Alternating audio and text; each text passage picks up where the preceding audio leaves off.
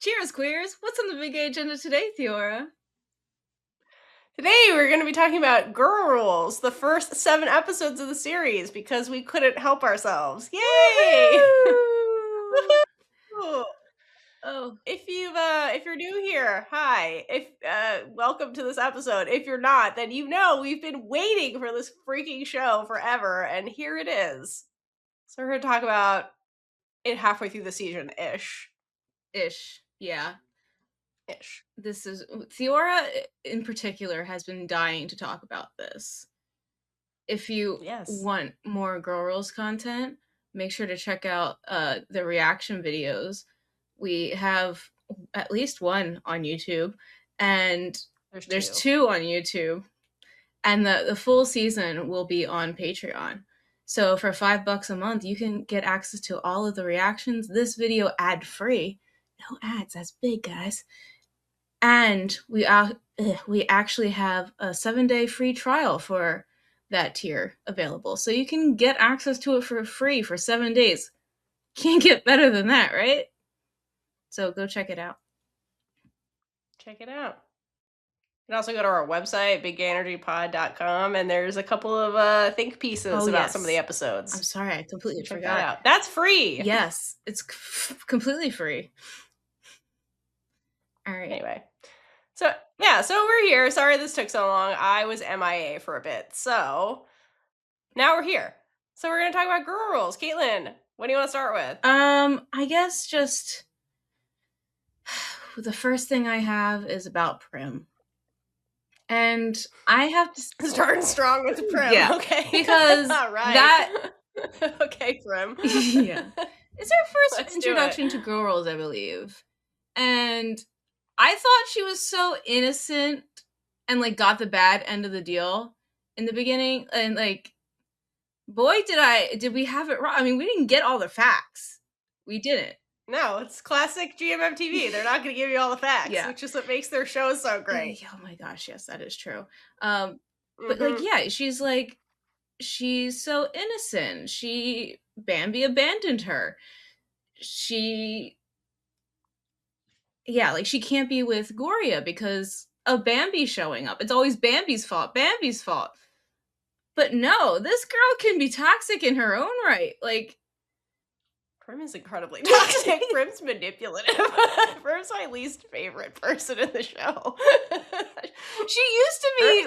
I think she used to be my favorite, but I think it's only because she was Namtan. Namtan is Namtan. Yeah, no, I was very excited. And I loved Prim's the worst. I so much that I wanted to love her as well. That's valid. There's a lot of similarities between Prim and Ayun from Pluto. But like, the way that she really strung Gorya along for years. Well, it's not just Gorya. She does it constantly with multiple women. Gorya's the worst one. Oh my gosh. Yeah. No, Prim's terrible.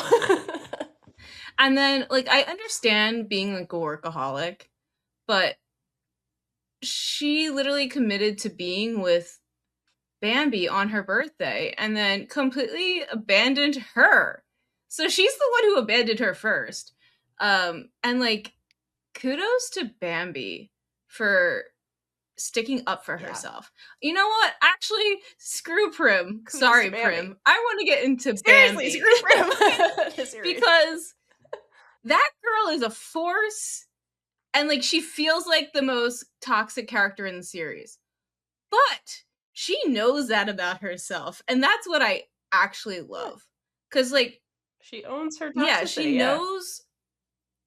she knows her flaws, and she knows what she wants. Because like, the way that she told Prim that she wants all the attention and she wants someone who will give her that, like kudos to her for knowing, like, she's like, no, I want it to be all about me, but you're not someone who can give it to me, so let's end it. Like, that scene changed my perspective on Bambi, really.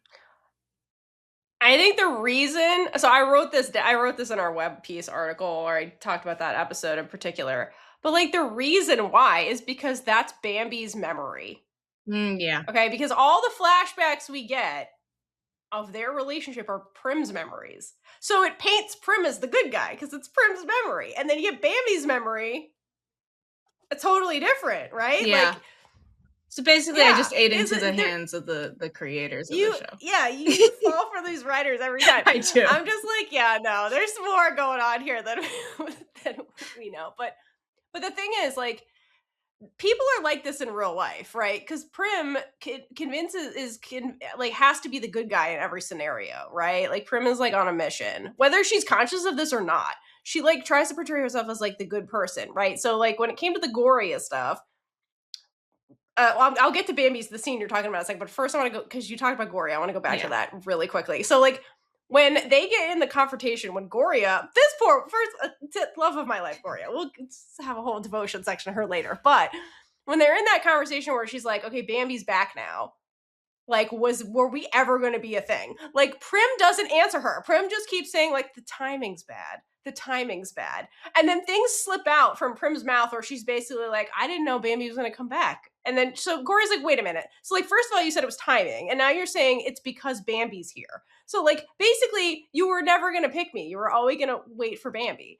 But Prim doesn't, she says it flat out. And Prim's just like, I'm so sorry, and hugs her. Like, and she never acknowledges her own flaws. Like, she just has this thing where, like, either she's like trying to spare the other person's feelings by being nice, but that creates toxicity because she's not being truthful. So it's a form of lying, actually.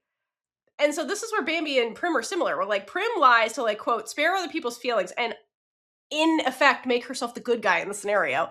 And then but Bambi's just like lies for the love of the game sometimes, and you're just like, why are you even lying in this scenario? You're just like, what are you doing?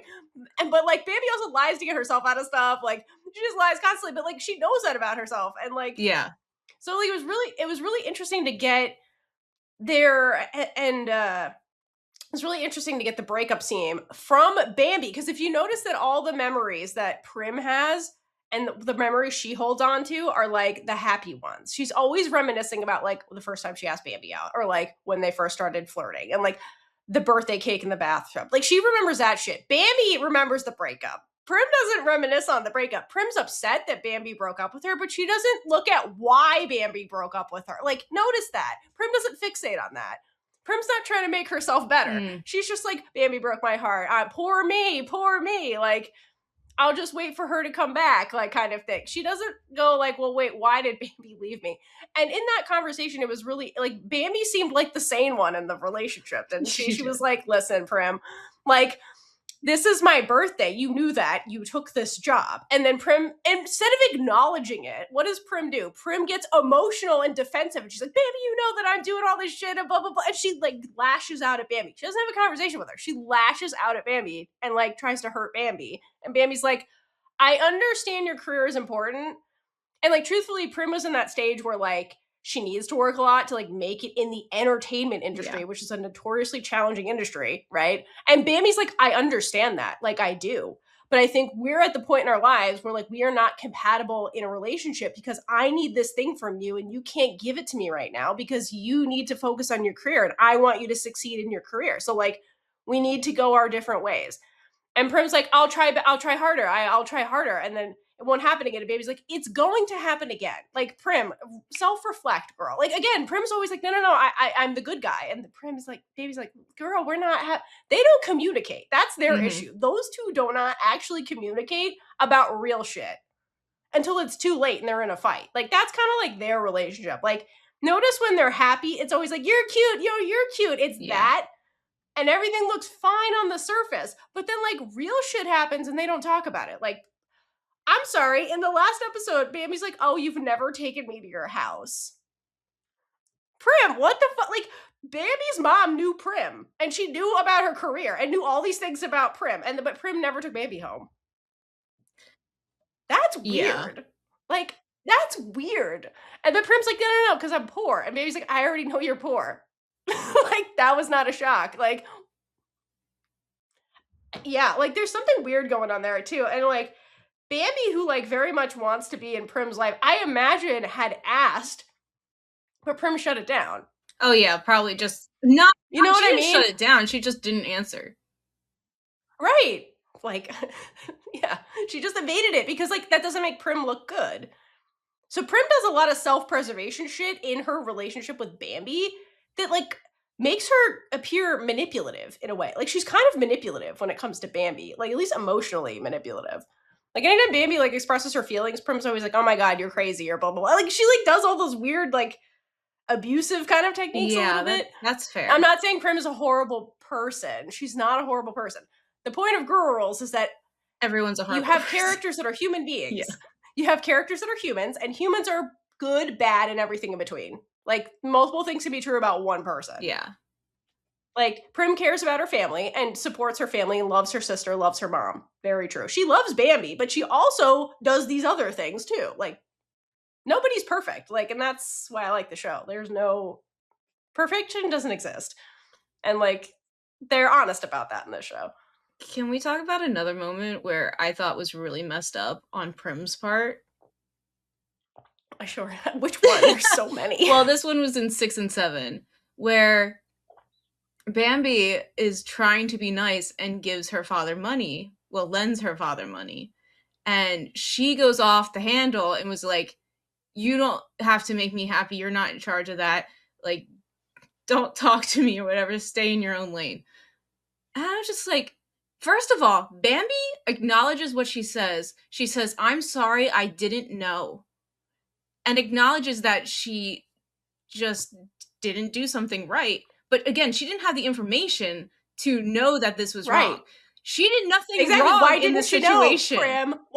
Why didn't she know that, Prim? You guys have been dating for years. Why didn't she know that? Yeah, it seems that's like that's what I'm saying. Like, this show is not like explicitly showing you shit, but it does through their dialogue to be like, Prim and Bambi don't talk about things. Like, you can see it in their fights. Like, Prim never told why did Prim never tell her? That's on Prim. I feel like Bambi doesn't actually know Prim, like, at all, because Prim doesn't. They don't know each other, period. Neither of them know each other. I think that's the issue. Like, you look at their relationship and you're like, oh, they're the stable ones. I think they're the most unstable relationship in the show because they don't actually know each other, because they don't actually talk about things. Oh yeah, the other two couples have talked.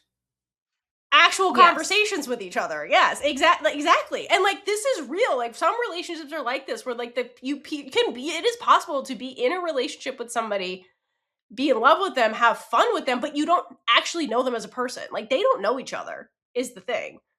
And it's very apparent, especially when they fight. Because that's when the truth actually comes out, from Prim mostly. And you're like, Prim, how did we get here? It's because you don't talk to each other. You guys don't talk. Oh my gosh, that girl. They don't talk. That's their issue. And, like, there's bigger issues brewing with those two that I'm super worried about. It all has to go back to Bambi. So, like, because again, Prim still doesn't really know what happened to Bambi in, like, the dark year where she was gone. Like, and she was mad that she didn't know what was going on with Bambi, which, like, you could read as controlling, because she's like, you didn't tell me what you were doing. Yeah, and it's like, okay, Prim, what the fuck were you doing? Bambi doesn't know anything about Prim's life. Anything you were doing. And Bambi comes back into your life and you're stringing along Goria, and then you have assistants you willingly hire that are clearly into you, and you never tell them no. This is what I mean. She leads on so many people, and then it's just like, what do you mean? Like, and it's like, Prim, you either love the attention, which, yes, or, like, she does. I think she likes the attention. That's why I think this, the airy stuff is going to be interesting. That character comes in. Because here's round 3 of Prim doing the same shit, like, again, like, you know what I mean? Yeah, we're literally getting the same exact thing. The same thing. So I'm very curious how that goes down. But anyway, it's just going to be fun to watch. But, like, Prim keeps doing the same shit, is my point. And doesn't acknowledge her flaws. But anyway, with Bambi. So I'm worried about Bambi as a human being, because I picked it up immediately when we were watching, I forget what, at the first episode. Remember we were watching the first episode together? And she's back at Prim's apartment, and she's acting crazy, and I'm like, is she on drugs? She was on drugs. So Bambi has been using substance abuse for a while, and we've not addressed that really in the show. So when Bambi gets upset, she was coping with drugs and alcohol and partying. And that's how she comes back into Prim's life. And notice, when she's happy with Prim, she stops doing it. Yeah. Because I think Bambi has this, like, addictive personality, and where she doesn't actually, like, deal with her trauma, she's hiding from it or coping from it. Because we had one instance where she goes to therapy. And the therapist is like, Bambi, you haven't been to therapy since you got back. And then Bambi's like, well, I'm back now to prove you everything's fine because I have my girlfriend back, so I'm happy. Yeah, so she's only going to be when things are good. But the issue is that you need the therapy when things are bad so you can actually process what the hell is going on. Right, so that is showing us that Bambi is not processing the trauma, the very real trauma she has been through. Okay, so then she's coping by escapism with drugs, alcohol, partying, and Prim. The other thing is Prim. Prim is like a version of a drug, right? When she's with Prim and happy, that's a form of addiction. But what my thing is, like, if they get in a humongous fight and like Prim really crushes Bambi and Prim is like, we are done, I'm worried Bambi is gonna like OD.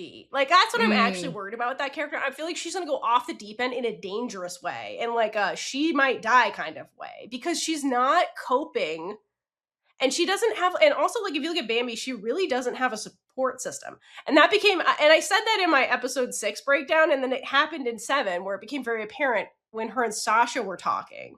Love their friendship, by the way. Oh yes. So that was one of my favorite scenes, them talking, because it was very revealing of a lot of things.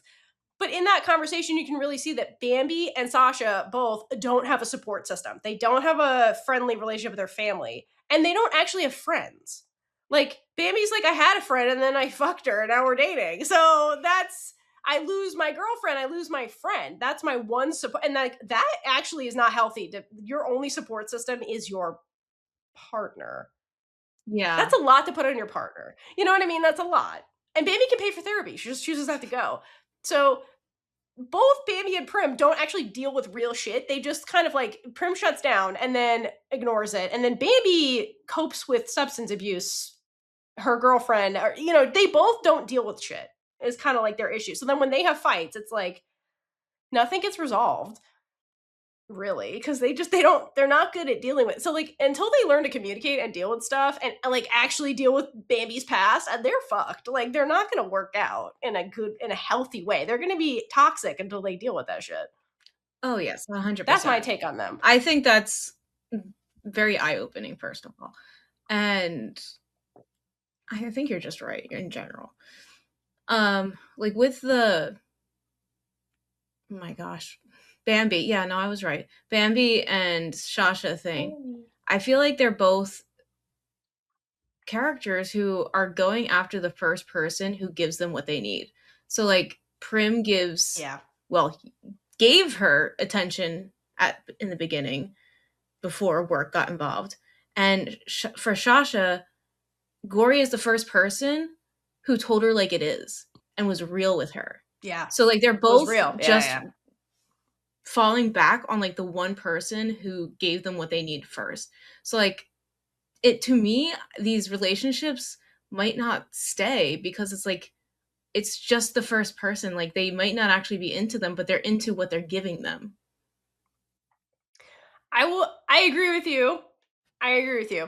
However, there's differences with the Sasha Gorya plotline, because Gorya also gets something out of Sasha. So it's like mutual, kind of like, because remember, she needs emotional support. She comes to Sasha when she needs emotional support, and that they express that through sex, basically. And then Sasha also comes to Gorya when she needs emotional support. But like the difference between Bambi and Prim and like Sasha and Gorya is that Sasha and Gorya have conversations. Yes, that's true. And they actually are getting to know each other as human beings.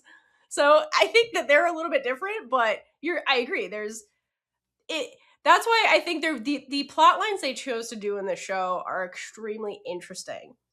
So one thing I really love about the show itself is that it's not a romance, really, if you really think about it. So, and I think one of the things going on with the show right now is that a lot of people don't get the show. Okay. And I think reason number one is that people are not used to nuance and complicated stories, because a lot of television is dumbed down nowadays. And this is not a dumbed down television show. And people, when they say they want complicated characters, what that actually means is like, you want a human being on screen. Okay, because human beings are unpredictable.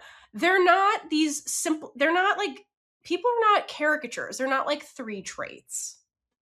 You know what I mean? If you go to like I don't know, the water, for example. That's also great story. I'm not saying that it's not, but like the characters have like 3 personality traits. And that's kind of it. And we kind of play around with that because like the main thing is like the romance that's going on. So we have to like kind of like give them traits that are simple and then let them kind of do their thing. And that's like most Thai girl love shows because like the plot is the romance, right? And then like a lot of characters, their trait is they love the other character. And it's like, that's not a human being. Human beings have a lot other shit going on that makes them more complicated and makes them good people and bad people and everything in between all at the same time. And in here, you have humans, and humans are messy, right? And so this is not a show that's a romance, really. This is a character-focused show. And really what the plot is the interpersonal dynamics going on with these characters. And really it's about how like relationships affect people. Good, bad, and everything in between. Because people are affected not just by the relationship they're in, but by like all the relationships that preceded that also. So like when you come in and meet like Sasha, for example, she's a really good example of this. You first meet Sasha, you're like, wow, she's just this like player, whatever, like write her off. She's nefarious, she's the villain, blah, blah, blah. Then you get to know her and you're like, okay, she's lonely because this woman has no family that gives a shit about her. She's had her childhood ripped away from her and like is just trying to like survive and find somebody who gets her. Like that's where she's at. And then you have Goria on the other hand, where Goria comes from this really loving, supporting family, but has never been like loved romantically. Because anytime she tries to date somebody, they ditch her for somebody else. Like she's cheated on by her ex-girlfriend and then Prim, who strung her along knowingly for over a year.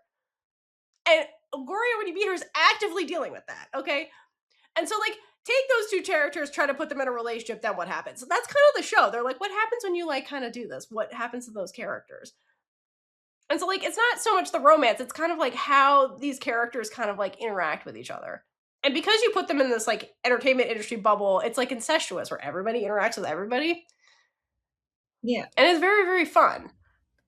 And I do love that about the show, honestly. Yeah, the more you think about the show, too, I feel like you have to think about it. You That's have the to thing. think. Like, you can't just watch. Think about the show. You do have to just, like, No. sit with it. Which is good, Yeah, which is and that's good that they're doing weekly release. Not that Thai girl loves don't do weekly releases, but, like, this show for weekly releases. Because you need to sit with it. And, like, also the writers of the show are explicitly, like, not and I think the other frustrating thing that people don't understand is they're like I saw one thing online where they were like, Film was explaining something about Bambi and like how Bambi feels and like kind of like her emotional journey. And one of the Twitter comment I saw was so weird where they were like, why is it up? This is bad writing because why is it up to the actor to explain to me all this stuff about their character? I'm like, and in my head, I'm like, I'm like, Film was explaining to you how she was playing Bambi. Yeah, that was her. And basically saying you have to interpret what's going on with Bambi. Because like that's the actor's job. They know what's going on. They have to show you that. The writer is not required to tell you explicitly what that character is feeling. The actor has to do that non-verbally. They're also telling you things, like I said, through their dialogue. So you put together what's happening. They don't have to show you every single second of these people's lives. Like, because that's not real life. Like, and also they don't got time for that. They have 12 episodes to teach you to go through 3 different plot lines from 6 characters plus. They don't have time for that. Like, you got to put some things together to like understand them. And like, it's all there. Like, Film is just explaining her how she was acting. Like, I was like, what is wrong with everybody here? But yeah, you have to think that's the point. I also love that they don't overuse flashbacks to show us like what we just saw. Oh my god! Like they just leave them thinking. Let the character. Yeah, like act. So, like we can tell. She's reflecting. Yeah, what she's reflecting on. You do not need to show us what we just saw, even if it was in the last episode. 100%. Yeah, I think the other thing I like about the show is that it's modern filming style, and it's like a modern, like television storytelling. To your point, that doesn't rely on flashbacks. It relies on the actors showing you they're thinking about that. Yeah, which like it's better time wise when you don't have a lot of time to just be like, oh, Prim is thinking about Bambi. Duh. Like, and you just move on. Like, we don't have to have the 10-minute flashback of the thing we just saw already. Honestly, like, you can see that she's thinking about that. Like, and we move on. Cop out for the production being like, okay, well, let's just fill time by putting in a flashback. By putting in a flashback, yeah. Because you could easily use that time to tell something else. I mean, it also might be a production, like, issue, like, that they couldn't do more, and, like, maybe with budgets and stuff, but, like, I feel like they could. I think it's just a crutch for people. No, I think it's because like, it's not like they don't have flashbacks, they do. They are strategic flashbacks that mean something and show you something you didn't see Yes. already. And they're letting the actors, who are all very good actors, show you their characters reflecting. Like, that's the actor's job, is to be like, "Oh, they're reflecting. Yes, okay, let's move on." Anyway, so I think it's just like a style choice, and I'm here for the style choices that they're making, both in storytelling and also in the directing and all of that. Which I'm not. It's GMMT. I was not surprised by that. That's why I was waiting for the show. That doesn't surprise me, but apparently it surprises some people watching my show. I think the other thing that's confusing people, and the reason why people can't or not digging the show, is that every single character on this show is unreliable. So you have a host of unreliable narrators. You can't trust anything they tell you. Because you in real life, you can't trust anything. You can't fully trust anybody in real life. Like, people have agendas, or people have defense mechanisms where they're maybe not fully honest about everything. Like, let's take Min, for example. Like, Min, thank God we're finally getting to her trauma. She got the comp het plot line. And so she's not always honest about stuff because A, she's figuring shit out in real time, and B, you can see she's got family trauma. And you don't always want to talk about your family trauma, like, openly, you gotta be ready for that. So, like, she's cagey a lot of times, and you can see it where she holds back and is not telling the whole truth. And that's real life. Like, sometimes you're not ready for that. So, like, every single character is unreliable in their own fashion. So I like this kind of story because it puts it on the audience to interpret what they're seeing. And some people are very uncomfortable with that. They're like, "No, you need to tell me. I need to hear it right from the character's mouth what's going on." Like, and some people, and I feel like we've done a disservice by dumbing down television where that is what's happening. They're telling you how they're feeling with words versus letting the actor show you. And it's like, then people are confused when you get like more real life human type characters who lie and are cagey and like things like that, and people don't like that. But I like that because that's real life, and it's more fun that way. I do understand the people who like being told like what's going on. Like, sometimes, well, one, you might not want to think too much. Like, that's not all TV is meant to be thought about. Two, it could be just like, I don't like assuming things about people. Like, I'm like, that's why also, this is totally a random tangent. Like, I don't have gaydar. I don't like assuming that someone's gay just because of certain characteristics. Fair. I just can't do it. Sometimes I don't see subtext in most times I don't see subtext in shows. We're working on it. That's why we have this. That's not why we have the podcast, but it definitely helps. It's why we have the podcast. It's why we have this podcast to help Caitlin figure out subtext. But yeah, so it's like all different types. Yeah, you're valid. It's valid. Media for people. So like, that's why there's no show that's meant for everybody. Like, not everyone's gonna like a single show. 100%. Except Claire Bell. Kidding. Except Claire Bell.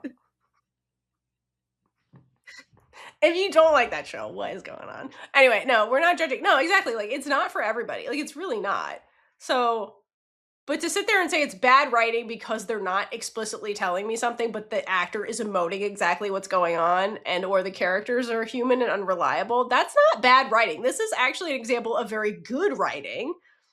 It's just you're not used to this because it's not the norm, especially in the Thai girl love space. The Thai girl love space is a lot more explicit type of, not saying it's bad, it's just more explicit, where you have more like, this is how I'm feeling.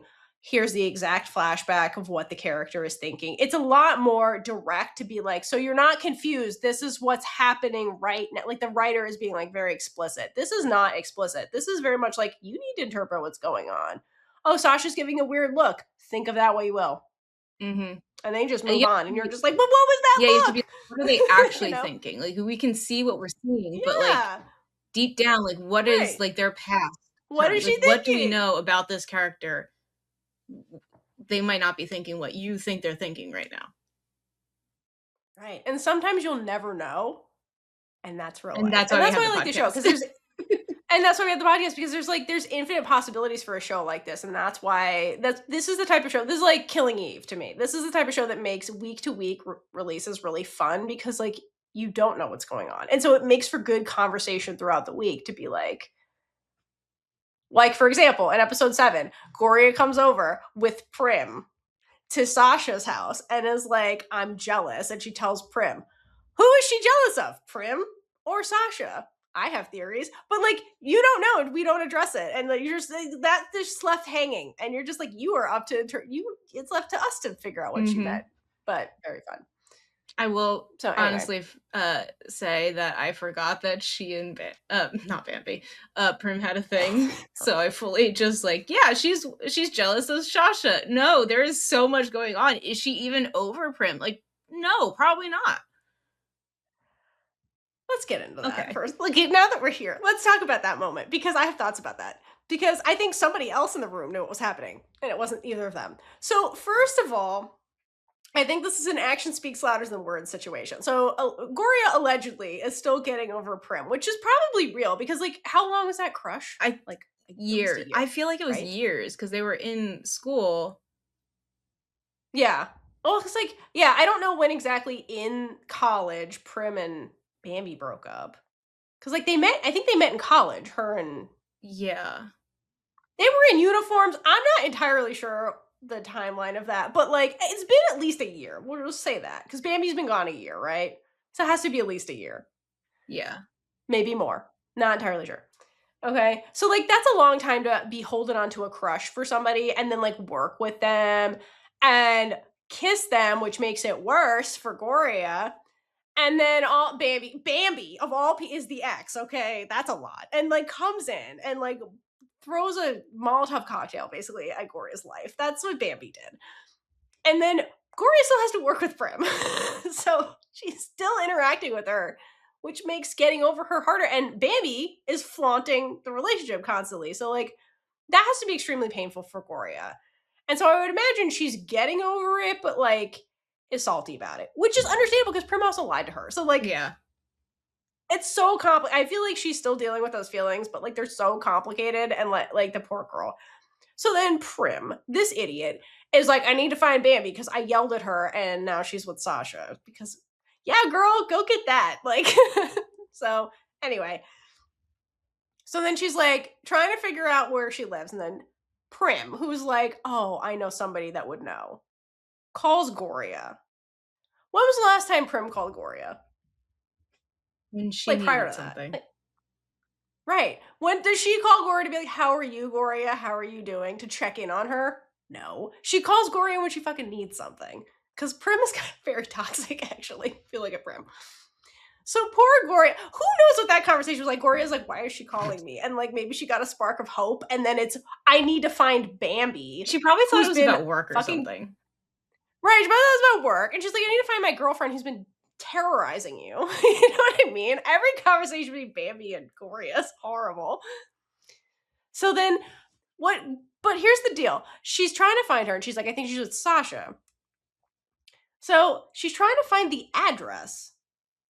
Like, Goria could have gave her the address, but that's not what happens. Goria goes with her. Okay? Goes with her to Sasha's. Okay? Now, you could say security, and maybe security knows Goria because like their hookup situation and sees her and is like, okay, you can enter.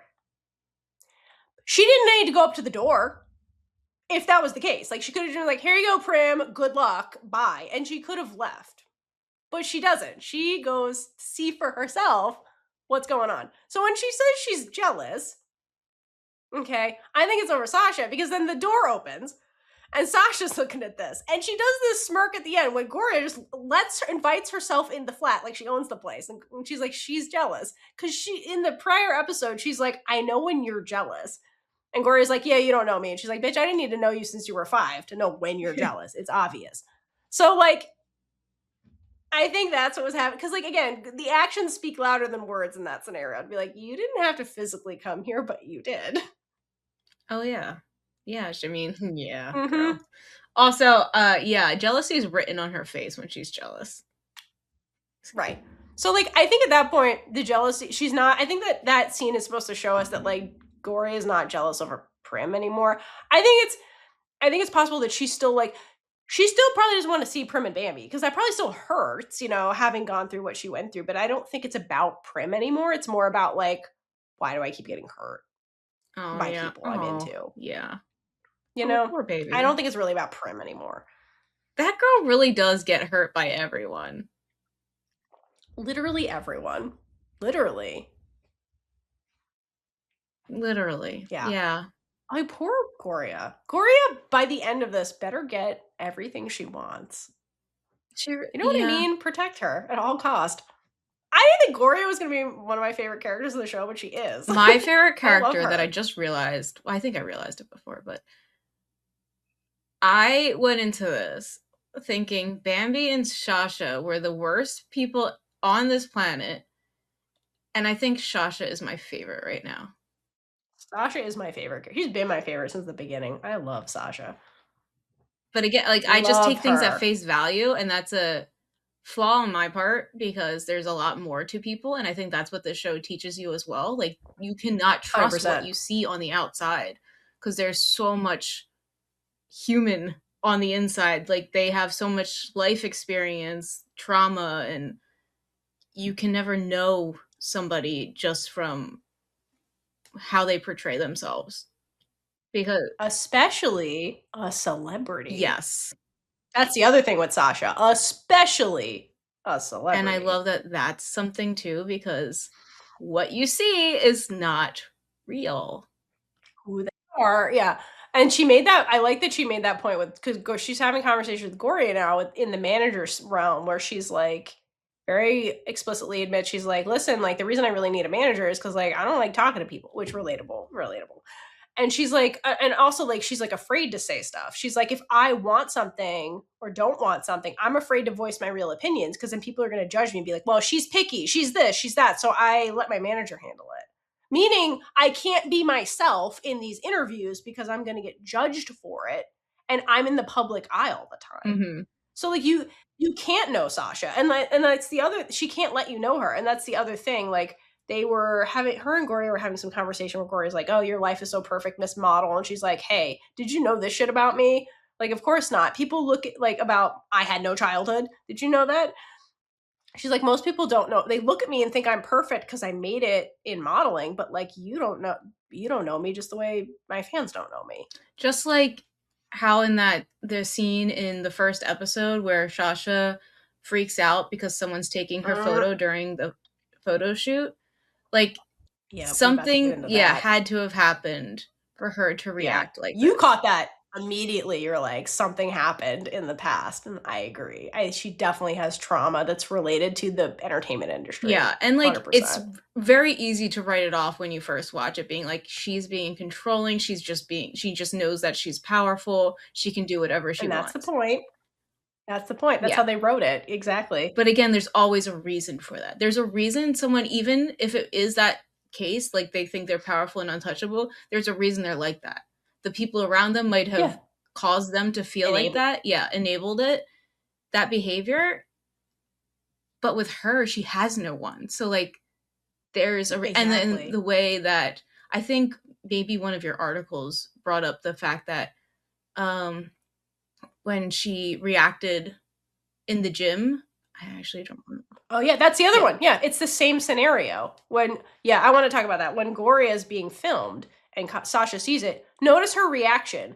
It was a very emotional, like, she was disgusted reaction. So I think that's also being triggered by whatever the hell happened to her against her consent. And so she saw it happen again. She protects Goria. And the other thing I really like about the two of them is that they actually protect each other, if you notice them. Like, like, nobody asked her to do that. She wasn't doing that for like brownie points with Goria, anything like that. She saw something bad happen to her and, like, immediately steps in and was like gonna fist fight the guy. Like, that's how upset she was. And then in episode 7, when Sasha's up there, her worst nightmare, where her reporters are asking her questions and she has no manager to step in, she's deer in headlights. And what does Goria do? Goria extracts her immediately and is like, she's got somewhere to be. We gotta go. Like, and runs away with her to get her out of there because she's like, you're uncomfortable. This is your kryptonite. Let me save you. Versus like Prim. Let's go back to Prim because I love comparing. Because obviously Sasha and Prim are foils for each other, like obviously. And notice Prim who always has to like come off as the good guy. When Bambi is like berating Gorya and clearly making Gorya uncomfortable, like in front of Prim, does Prim do anything? No. Prim doesn't help Gorya. She just stands there and like later talks to Bambi when no one else can see, but like, were that Sasha? I feel like Sasha would be like, Bambi, shut the fuck up. Yeah, no, she definitely like, Sasha was there, but she didn't do anything. She would be like, step in. Like, Prim doesn't like protect anybody really, but like those two like actually like look out for each other in those like moments where the other person needs it, kind of thing. Even if the other person doesn't like is not asking you to do it, they just step in and volunteer. So I do like that about that. That's not even their relationship. To me, of all of them, would be the one that makes it because like there's a lot more going on with them. It's like the ass backwards relationship where it starts with sex and then they get to know each other later, and then we're starting to get like intimate moments with them that are just intimate, like the hug when they were dancing. Like that's probably their most intimate scene, to be honest with you, because that was like emotional vulnerability from both of them. That was like a reciprocated thing. So I like the way their relationship is like progressing. It's really interesting the way they wrote it, and it's unfolding, and it's very fun to watch. I enjoyed the scene where Shasha is like, well, we got the benefits part, we need the friends part, and is like, where's the friends part? Tell me about yourself. She's not wrong. And like they just start listing these things and like being real. Like these are real things about themselves. And now I'm just like wondering, is this more than Prim and Bambi know about each other? That's my point. Exactly. Like do Prim and Bambi actually know it? They're like, we've been through a lot. It's like, sure, you can like go through stuff with people and still not know them. Cause like, what was their last fight? Their last fight, Prim was like, Bambi, I feel like I don't know you sometimes. It's like, I don't think you know her at all. I think that's actually the problem. Yeah. You guys need to have a conversation. They have idealistic views of the other person in their head, and when they don't live up to that expectation, that's when they start lashing out at the other person. Yeah, it's almost like I'm in love with, there's songs like where I'm in love with the idea of you, not necessarily you. Yeah. Kind of thing. You as a person, you know what I mean? It gives that energy, their relationship. But you know who gets each other? Prim's sister and Bambi. They seem like they're on the same page.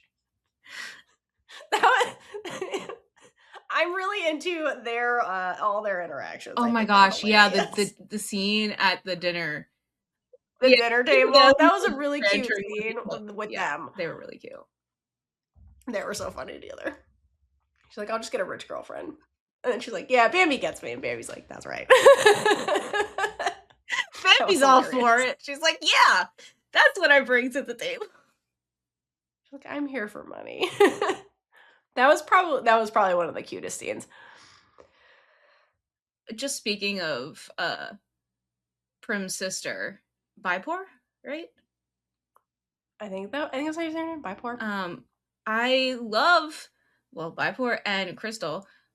We got Emmy Bonnie in this show because I brought up that they would be in the show, and Theora's like, they're not in it. I'm like, oh shit, they're not. They are. Oh, meaning they weren't characters. They're not. Yeah, the main characters. But yeah, it was so great. We got all the bitches showing up in the show. Yeah. First of all, yeah, I love that we're like, oh, Prim has a sister. I hope it's Bonnie, and then it was, yeah, and then that was so random. That was really random and great. And then with Crystal, GMMTV out here casually flexing that they own the best OST of all time was my favorite power move in the show. Not just all the bitches that show up. It was that specifically where they're like, in case you never watched Us, the series, here's this gem of a song we're going to have Bonnie or Emmy sing casually. Yeah, that like, other people have tried to sing, but like it's Emmy's song. It's Emmy's song. We're just going to throw that out there. And I love that scene. Like, everybody already knows the song, so it's really meta to see like all the other actors singing the Us theme song in the like crowd. Oh my gosh. And we got a mob boss and Oat holding hands in the middle of the song. I just loved getting to hear that song again too, and seeing her sing it. Yes. The minute I heard the first note, I was like, oh, we're doing this. Oh my gosh. Yeah, that was great. Yeah, it was just such a joy. I was in the reaction video, if you watch, my dog was on my lap and I was just like literally clutching her to my chest, being like, oh my god, look, listen. She couldn't listen because I had earbuds in. Not that she would get it even if she could. But she was just like, what's going on? Anyway, it was a great scene. Had to be there. It was great. But like, what a flex. The fact that they could flex that was fantastic. Which means it is in the running again for best OST for 2026, which is not fair to anybody else. It happened in 2026. It aired. It is a contender again. But like Girl Rules version. The Girl Rules version. Is there a bad version of that song? There isn't. So that's not fair to anybody. Thanks, ViewMim TV, for that shit. That was hilarious. And can we talk about the fact that I like Crystal and Sasha's friendship, where these idiots are just like, oh, you're into that girl. Let me construct an entire music video so that you can get to act with the girl you're interested in. The fact that those two idiots went in on that together, and Crystal's like, I can't act. Are you a performer? And then she's like, I can't act though, but you could. How about the stylist? I would have loved if Prim was like, but you've done all of these music videos. That's what I mean. Oh my gosh. The commitment to that was hilarious. And poor Goria in the room, she's like, am I the only same person being like, this is insane? And we're like all okay. Prim and Min are just like, you're paying us, so I guess we gotta do this. Everyone's just so okay with the stylist being in this music video. Not that she couldn't. Like, all for like the crew getting into content. 100%. Yeah. It was very it was clearly staged, and like, again, the only person who's like, this is clearly staged is Goria, who realizes that. Everyone else is like, weird, but okay. You know Min knew that. Like, Min's observant, I feel like. Okay.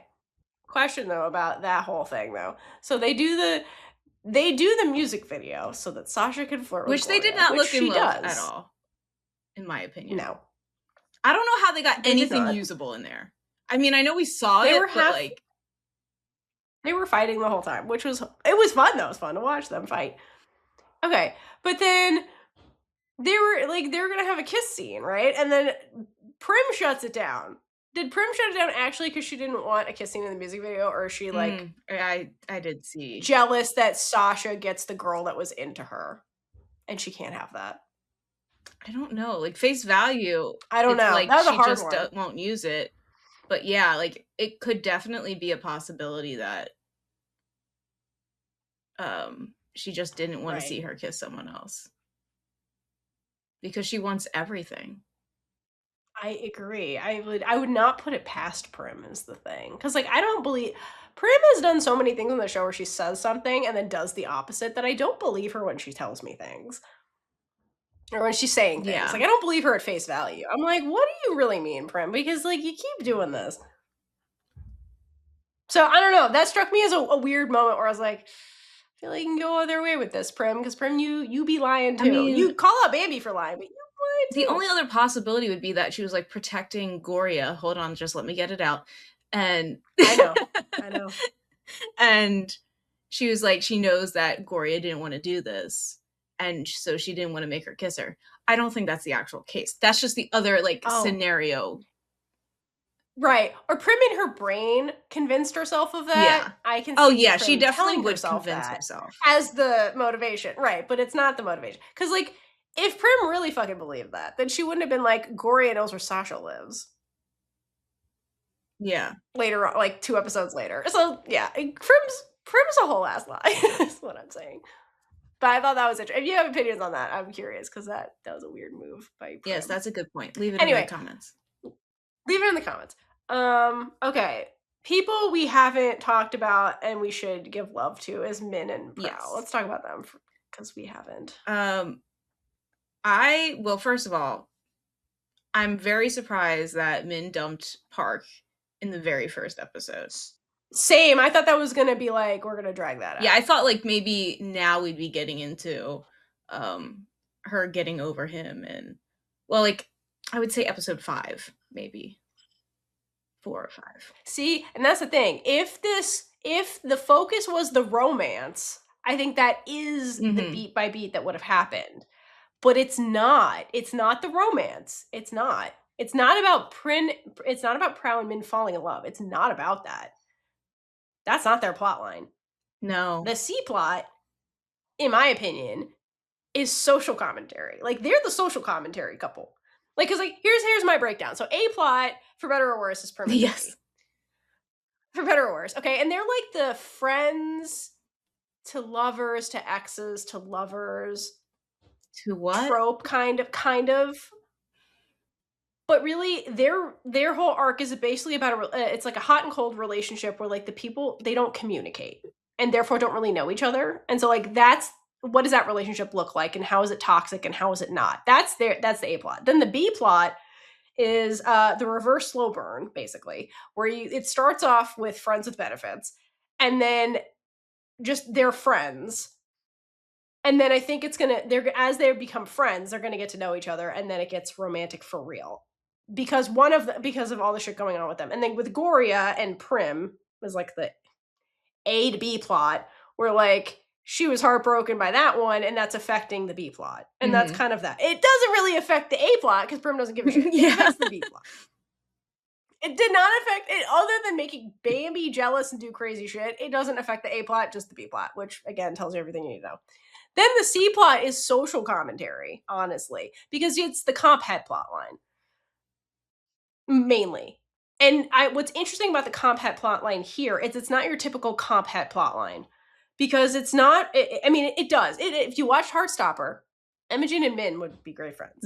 Yes. They need to hang out, right? They need to hang out. Those are the comp het plot line. It is where it's like Min didn't know what was going on, and then this like kind of happened, and she's navigating, unlearning the comp het stuff, right? That made her stick it out with Park for so long. Even though it was clearly terrible. And like it clearly wasn't, it was toxic, right?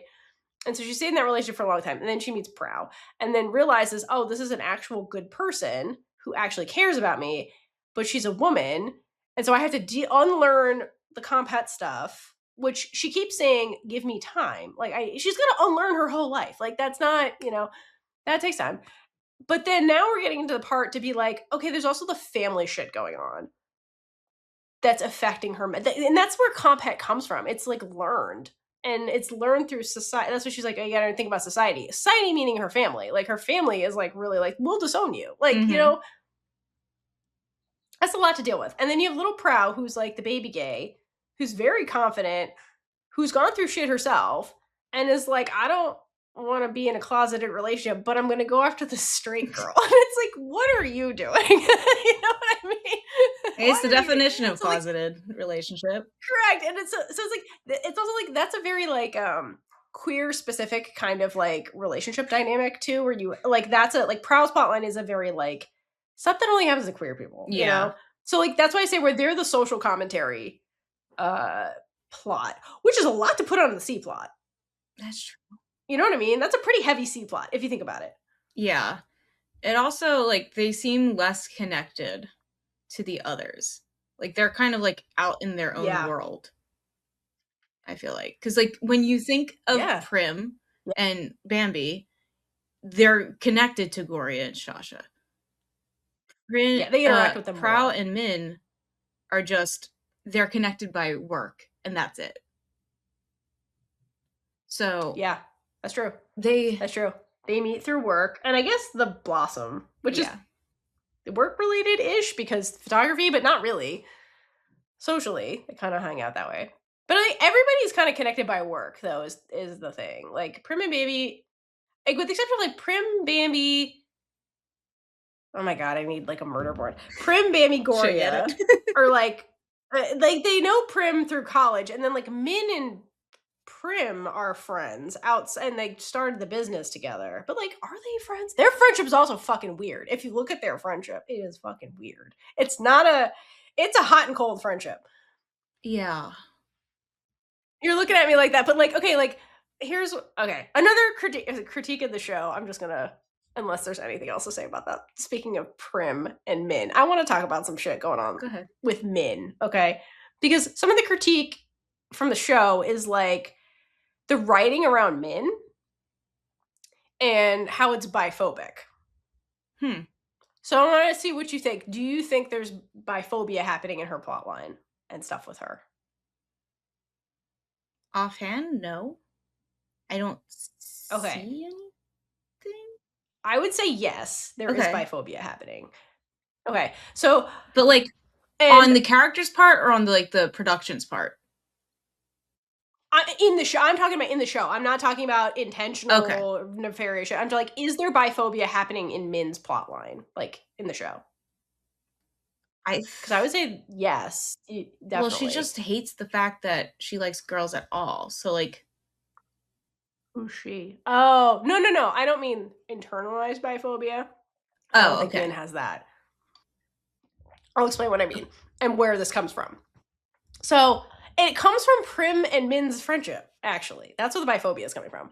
So Prim does these and it happens more than once, where there's all these offhanded comments about Min switching teams. And then Prim at one point is like, you're the type of girl who just like dabbles in lesbianism to break women's hearts. She basically says something like that to Min's face. And people are like, wow, a man wrote this. This is some biphobic shit. And it is biphobic because biphobia happens in queer women's spaces. We act like it doesn't, but it definitely does. It's a huge issue. And like they brought it up right here. And I'm like, yes, no, this happens. It's fucked up, but it happens. A man didn't write this, like a lesbian wrote this. Like this happens. Like this definitely happens. Oh yes. In queer women's spaces specifically. Yeah, it's fucked up. But like that's what I mean, like that Min's the social commentary, a big social commentary character, and it's in her friendships too. And so like I think like that's making it harder for Min too to like navigate this shit, because yeah, she is surrounded by queer women, but like she faces discrimination offhandedly from her queer friends. And that happens. Like it's fucked up and that happens. Okay, that's fair. So I like that they brought that up with Min. But her and she didn't have like a back and forth with Prim about it. She just kind of took it, which like if it's coming out of nowhere, like sometimes like you freeze up and don't. Also, it's coming from her friend. Like it's very complicated in that situation to like come at Prim with like be like, what the fuck did you just say to me? Like, you know. So I hope at some point they have a conversation, because I'm tired of Prim getting away with saying shit like this to her, like with no repercussions. But like this happens.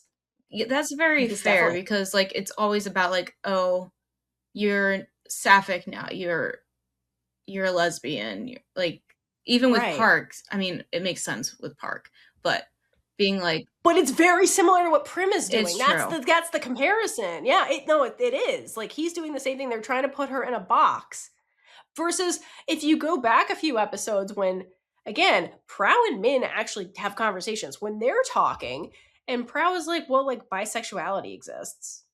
And then Min thinks about it. It's like the Delphine from Orphan Black moment where she's like, wow, I know this exists. I never thought about it for myself, but yeah, that is a thing. And like, then Min reflects and she's like, yeah, you know, I have had like attraction to women before and I just never thought anything of it. And like, maybe that's me. Like, maybe I'm just on the spectrum. I'm not like, versus she talks to Prow and Prow's like, yeah, no, a guy once was like, date me. And I said, fuck no. And like, that was it for me. I knew women only for me. But like, maybe you're different. They're the only ones who've had that conversation. Okay, meanwhile, everybody else is like, oh, you're a lesbian now? And it's like, yeah. Why are you trying to put her in a binary like situation? Yeah, it's always the default. What I mean? Like, right. So like it's also like showing that there is discrimination even in queer spaces. Like, yeah, it exists. That's also, it definitely does. Like we see when Park does it, you're like, oh, that's evil. Like he's just being manipulative. He's being cruel to her. Queer, but when we see like Prim's is being hidden. under the guise of being friends and just being friends, joking. Right. Both but it doesn't make it just. Both are hurtful to Min. Yeah, I agreed. Right. So, like, the critique of, like, a queer person would never write this, that's flat out false. This happens in real life in queer spaces. Like, and the thing is, we're not used to seeing it on TV coming from queer people because we don't ever talk about our own fucking problems. We like to pretend we're the morality, like we're the virtue of morality in our own stories. But like, we suck too sometimes. Like, you know, like, yeah. So kudos to girls for like actually bringing that up because that is an actual fucking problem. It really is. But Prim has suffered no consequences for that, and that's the part I don't like. But like, Prim hasn't suffered consequences like, again, it's complicated. Anything. No, exactly right. That's what I don't like. But like, you know, so people get away with everything. So. Yeah, and you're just frustrated by that's how people get into power. Yeah, exactly. Oh my god. Yes. Yeah, you knew where I was going. I hate that you went there, but you are fucking correct. Anyway, but yeah, I like that they gave a lot of depth to Min. They didn't just do the thing where like, you know, this is actually an ensemble show where you don't just have side bitches who are there to prop up the main characters or like side bitches that get like 3 minutes of screen time and like have no personality. Like Min and Praew actually have shit going on. I think that Prow is probably the character that gets like the least, but like she's like the second in the C plot, so like it makes sense time wise that they're gonna focus on her the least. But like she still has a backstory. We've seen her interact with roommates. Like she's moving up in her career. Like things are happening with this character. It's not that she's like stagnant or like her. Like mostly she's in scenes with Min, but like. Yeah. I would like more Prow scenes, but like I understand why she gets the least because she's like the second in the C plot. So I get it. I do. Yeah. And to your point, she's the most on the periphery out of everybody. Yeah, because she's the least connected to everyone. She's the one who keeps getting brought in last minute to these shoots. Right. Yeah. And like, yeah, she doesn't have history with anybody either, or like any other connection outside of work. To your point, so it seems like they're going like classic story of out lesbian dating a closeted queer individual, because like she's like, no, it's fine, I'll like, we don't have to tell anyone until you're ready in this. But like eventually she's going to get tired of that, and that's what we see in the preview for episode 8, because like eventually it's going to be exhausting. It's going to be exhausting her not being able to be herself when she is fully herself 24/7. Like she's a fiery thing. She sticks up for what she believes in. She will fight anyone. She's ready for a fight. She is. Yeah. Like seeing her not fight, but like verbally fight the police officer, being like, you're doing nothing. Oh my god, that scene. Yeah, that was. And like you see the dynamic, not dynamic, but like the differences in the reactions of the two of them. Prow is more fiery and like direct and emotional about it, while Min is just reserved and just going over all like the facts and being like, kind of like, I don't know if undercut or backhand, like her comments, like she. Yeah. So the thing is with that scene is that also other great social commentary is like violence against women and how it gets dismissed. Mm-hmm. Because they're like, oh, you knew him. So you guys could have just talked this out. Why are you reporting this to us? And then Prow being like, why do we have to wait for something horrible to happen before you fucking do something? So like, this is a real problem with women and domestic violence. Also, before they brought it even up. get into that part, the way the police officer asks, what's your relationship? You don't need to know that. Right. Because he can be like, oh, you're just jealous. This is nonsense. That's what they want to do. They want to dismiss this and not do anything. Because that's what happens in real life. Women's problems get dismissed. And that's what they're showing.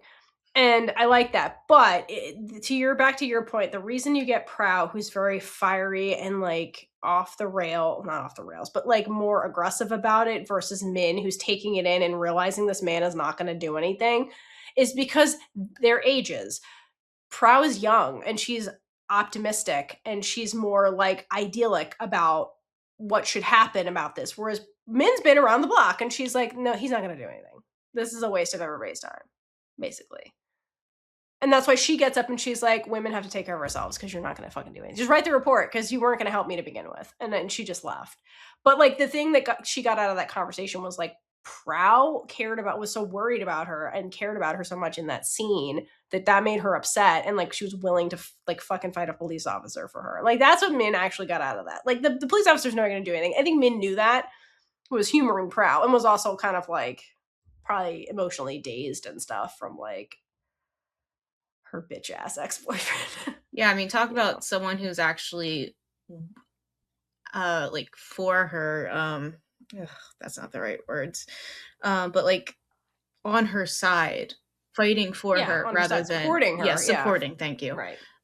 Rather than Park, who I only assume, because we don't get many scenes with the two of them. Thank you. Yes. I don't really want those. We get the picture. Who probably just took what he wanted from her and just gave nothing in return. He was controlling her. Yeah, she was a possession to him. He controlled what she wore when she came home, like, right. And so, like, to be fair to, so the thing is, like, Prow, love you, but like, you knew this about Min. Like, you knew Min was in a bad relationship. Okay. So like people need to heal from that. And you've seen her cry over it, where she's like, it's not that I'm sad about him. It's just like I'm grieving this relationship that had its good moments too. And like to Min's credit, Min gets over that. Like Min processes the grief of goes through the stages of grieving for her relationship and the happy moments that existed, but she moves on. Prim doesn't move on from the happy moments from her toxic relationship, and she just jumps right back into it without fixing anything. So there's a difference there that's comparable. But I love that they like Prow sees this. I just love that they did show that she was upset and like grieving those good moments, because just because someone is abusive to you, there are good moments or moments that you thought were good. You convinced yourself that were good, that made you stay. There was a reason. Yeah.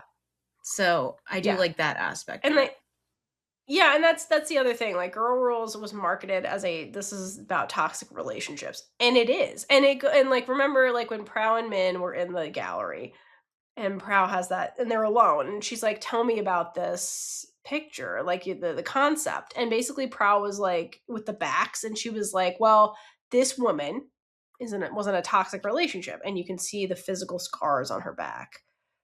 And then Min was like, well, why did she stay in the relationship? And Prow was like, she was scared that nobody else would love her. And that's basically what Min was going through, right? That's why we're having the conversation with Min to make the comparison. So you could make the comparison without Min saying it, because she obviously is not going to. So yeah, so it goes to show you that like even in toxic relationships, like why do people stay in them?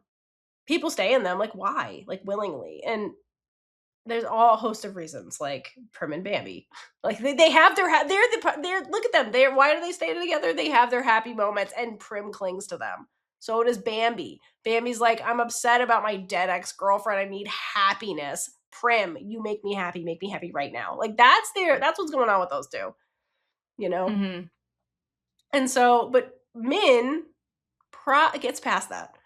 Okay. And then she has to deal with the fact that she's having a sexuality crisis on top of that. Okay. So she has to navigate that, and not just like the fact that she's having new feelings that are different, but this could change her whole life, particularly with her family stuff.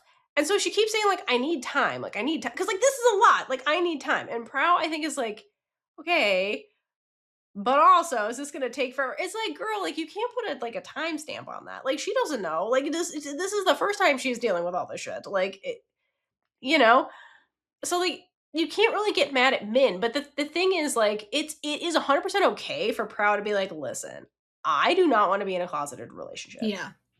I'm going to walk away from, like Bambi, where Bambi's like, now is not the time for us to be involved romantically. Maybe like, let's take a step back and let Min deal with Min stuff. Right? Yeah, I think. And maybe we'll pick this up later or not. Like, yeah.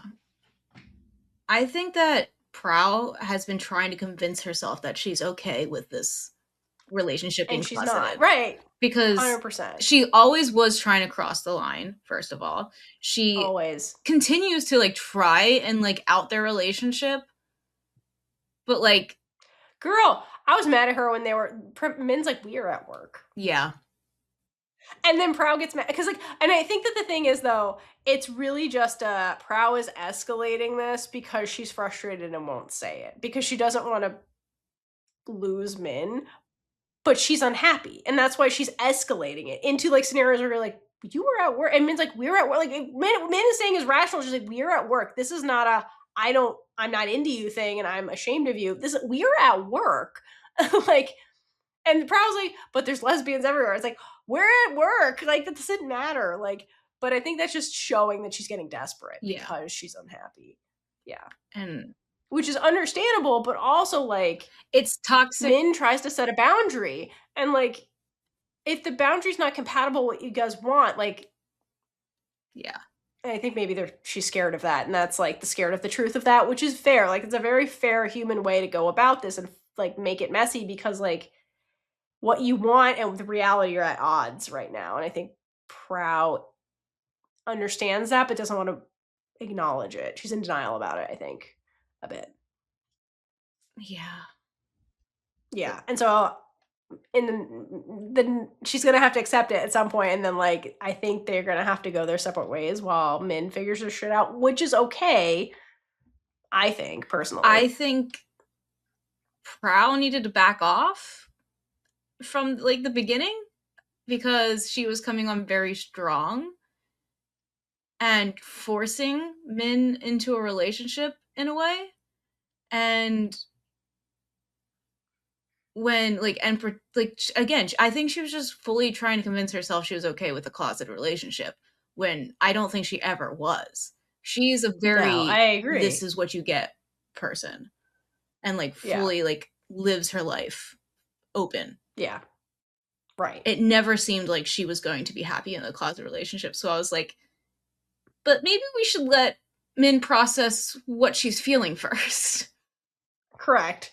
Because processing that in a relationship is going to be a lot harder than coming to terms with her sexuality first. 100%. And that's like but this is something that happens again with like bisexual women and like not experimenting but like exploring this for the first time, and even queer people who like kind of get into relationships early while they're figuring their shit out. Like, it's like with Bambi and Prim, the Bambi and Prim thing, what Bambi said, she's like, I had a friend who understood me, and then I decided to date that friend. And then when I lost the relationship, I lost the friend. So I feel like that's also happening with Min and Prow, because again, who does Min talk to about this stuff? She talks to Prow, not Prim, because Prim's an asshole to her. Anytime she fucking talks, so I'm like, what is their friendship really? Because like, I feel like Min can't really talk to Prim. I don't feel like Prim can talk to anybody. It's not even just Bambi. Like, she doesn't confide in her friends either in a real way. And like, it's always about her, but in a way that she wants people to know her. 100%. Yeah, she's more concerned with how she presents herself to people than like what is going on. Like, because like their relationship is a lot of like teasing each other and stuff, but like it's never like real. They don't really. How did they get a business up and running? That's what I don't understand. I don't know.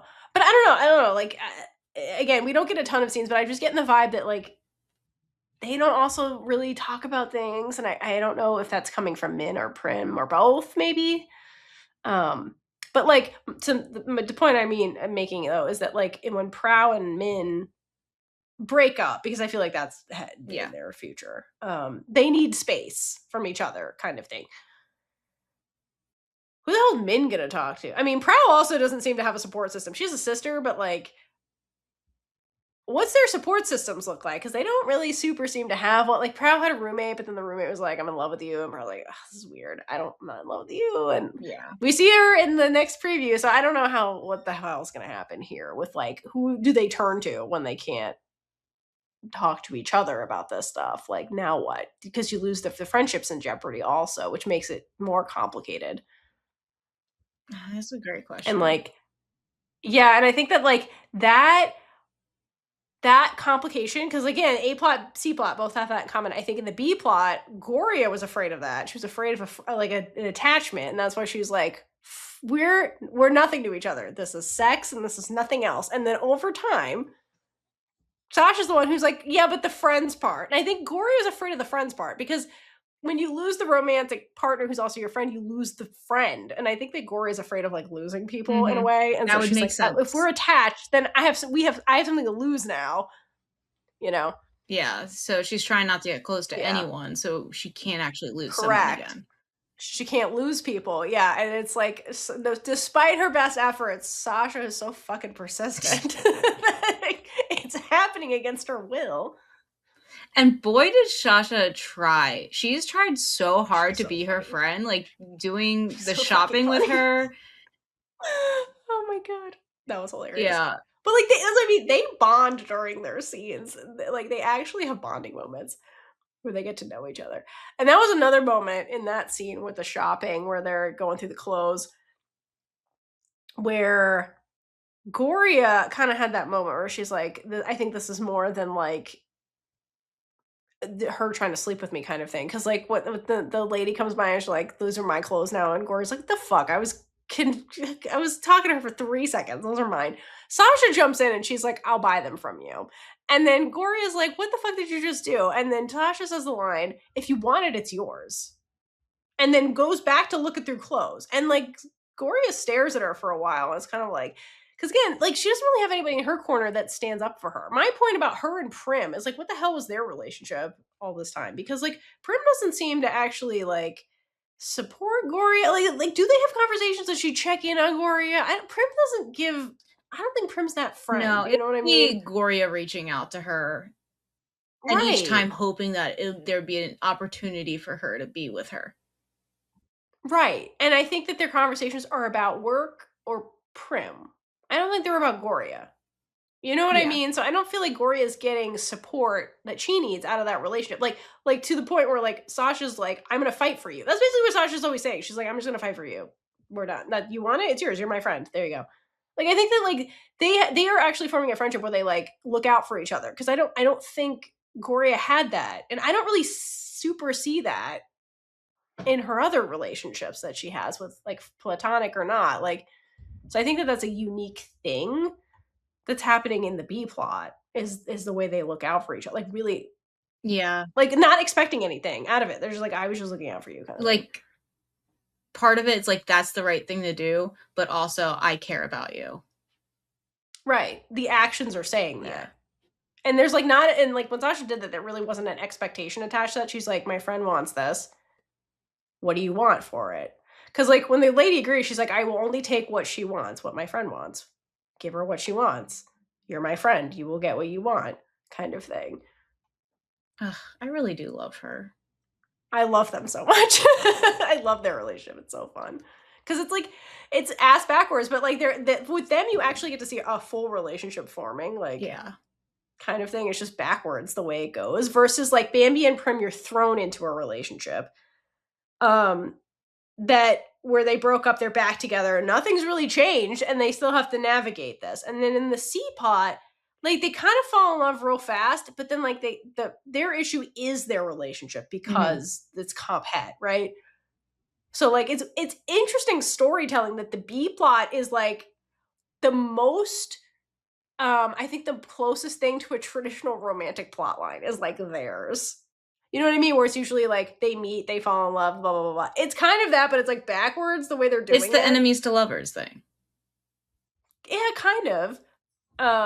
Again, versus like Prim and Bambi have an established relationship that's like trying to put itself back together, which is not a typical, you don't typically come into a story that's doing that, you know, and then the comp het plot line kind of thing. Yeah.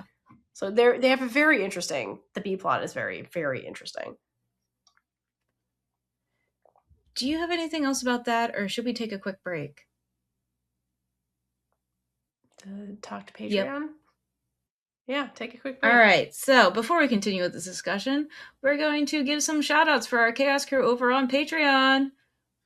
Woo! Our Chaos Crew members on the Big Gay Ride or Die tier and above are Amix Monzone _multi, Andres, Ashy So Stunning, BJR, Brianna, Caroline R, Danny, Isla, Here For It, HP, JP, Jasmine O, Jill L, K Yoshi, Kasi M, Kelsey S, Kenzie, Leona, Michelle G, MMM230403, Monet F, Moving Forward Leading, Nancy D, Natalia, Pooja S, Regina B, Sarah B, and Wordubichin. There's so many of you. There's too many of you. What the fuck happened? happened? And our featured Big Gay supporting members for this episode are Aubrey J, Semi, and Lily N. Thank you so much for all of your support, and thank you to everyone who's watching or listening to this right now.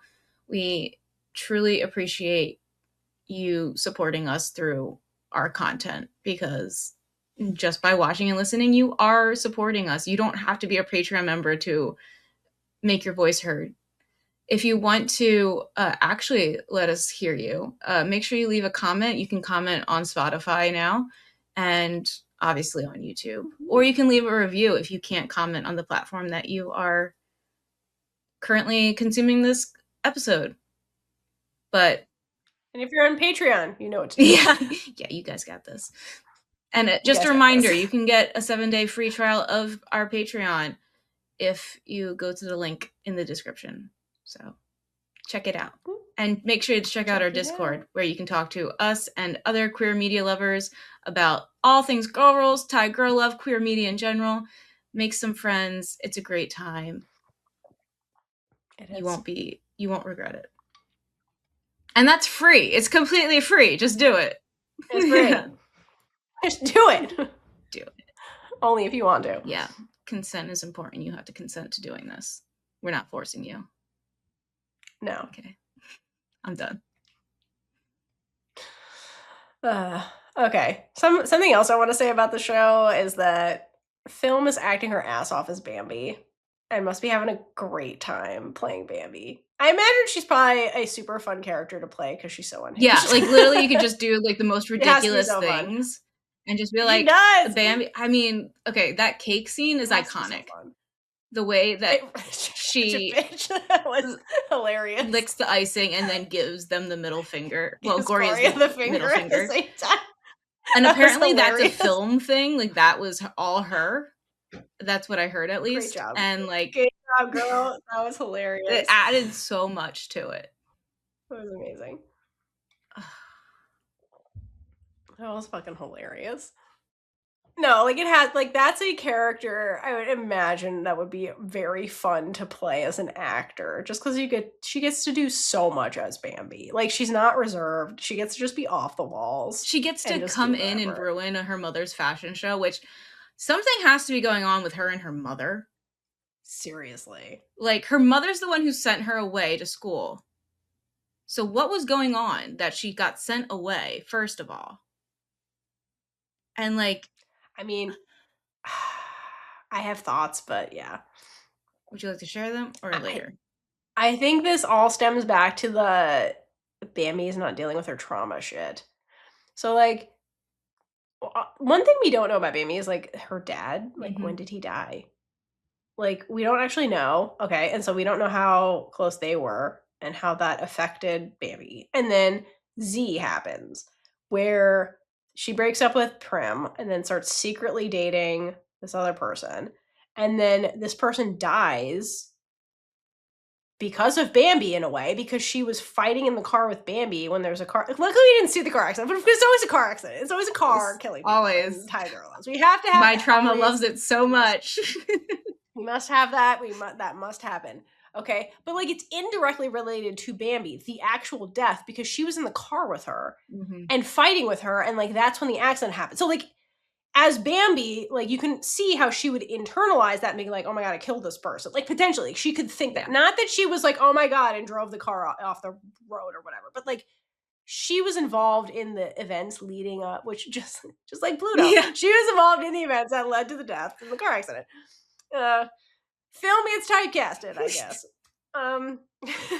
Anyway, so Bambi had to have like internalized something very negative, okay, in relation to that person's death, okay, and then I imagine kind of like went off the rails. Like you see her substance abuse, the partying as the coping mechanism. And I feel like that escalated. Like she was clearly doing that when she was dating Prim, because Prim's like, you were so famous at our high school or college bars that people knew you by name. And I had to pull you off of tables. And like, you know what I mean? She was already a party girl, but then I feel like it got worse because she was doing what we saw her do in the series where she's doing substance abuse and partying. And like, I don't want to go home because I think she doesn't want to be sad. She just is trying to fill the void of this trauma with like artificial happiness. And I think her mom got sick of it and was like, what the fuck are you doing? Like, you're ruining your life. Mm-hmm. Like, and so I think she got her out of the environment, being like, maybe she needs a new place. So she sent her away from Thailand, hoping that would help. And then Bambi just fucked off because she never dealt with the trauma. Okay. I think that's the root of it. And the mom, I don't think, knows what's really going on with her. And it's just seeing her daughter go off the rails. And then when they try to have conversations, what's the conversation like? Bambi's like, I won't run your... Bambi's like an asshole about it. And she's guarded. Doesn't like actually... Yeah, she doesn't... Exactly. It's a defense mechanism. But she doesn't in good faith have conversations with her mom. She's just like, you just don't want me to ruin your reputation. And that's what this is about. And like, she deflects and doesn't like engage. So I think that until she learns to communicate, like Prim, we're not going to solve that. But like the mom, I think in the last episode where Bambi's taking the Fiona thing seriously. Again, why is she taking it seriously? Because she's happy because she has Prim. The trauma doesn't exist now. Everything's good. It's almost like a manic depressive person, right? Yeah. Or she's on her high manic, the happy manic. She's like, oh, this is great. And then when she gets depressed, it's a whole other story, right? So I think the mom sees that she's taking the Fiona thing seriously and she's like, okay, but you like, this is great. You did all this. This is good. But like, you have to take it seriously if I'm going to sink millions into this. And then Bambi gets defensive and walks away. And it's like it's getting like, it's like mom's like, I see a change in you, but like, have you really changed? I think that's what that conversation was really about. Like, have you really changed? Or is this like, yeah, and also, are you on the up because you're on your happy drug? Like, you know? And for the mom, like she's seen her grow up and she's seen this pattern from her daughter over and over. It's hard to think that like to see her any other way because like history says that it's a cycle. Bambi said it, right? I like going in circles, meaning she does cyclical behavior. And so like, it's to your point, it's very understandable as her mother to be like, but have you changed? Because I've seen this film before and I know how it ends, like with you. And you're not, and again, Bambi's not in good faith talking to her. So you're like, you're not showing me that like you're serious, like a fully serious, you know? Yeah. So I feel like that, you know, I don't know what they will or will not resolve by the end of the show. This could be an open-ended type of story, like, and I'm okay with that. But I would be very curious to see if they ever have a direct conversation. Yeah. Like, will Bambi and Prim ever learn enough about having conversations to, like, have the resolution with not just their relationship, but Bambi and her mother is another one. I would really like to see more scenes between her and her mom.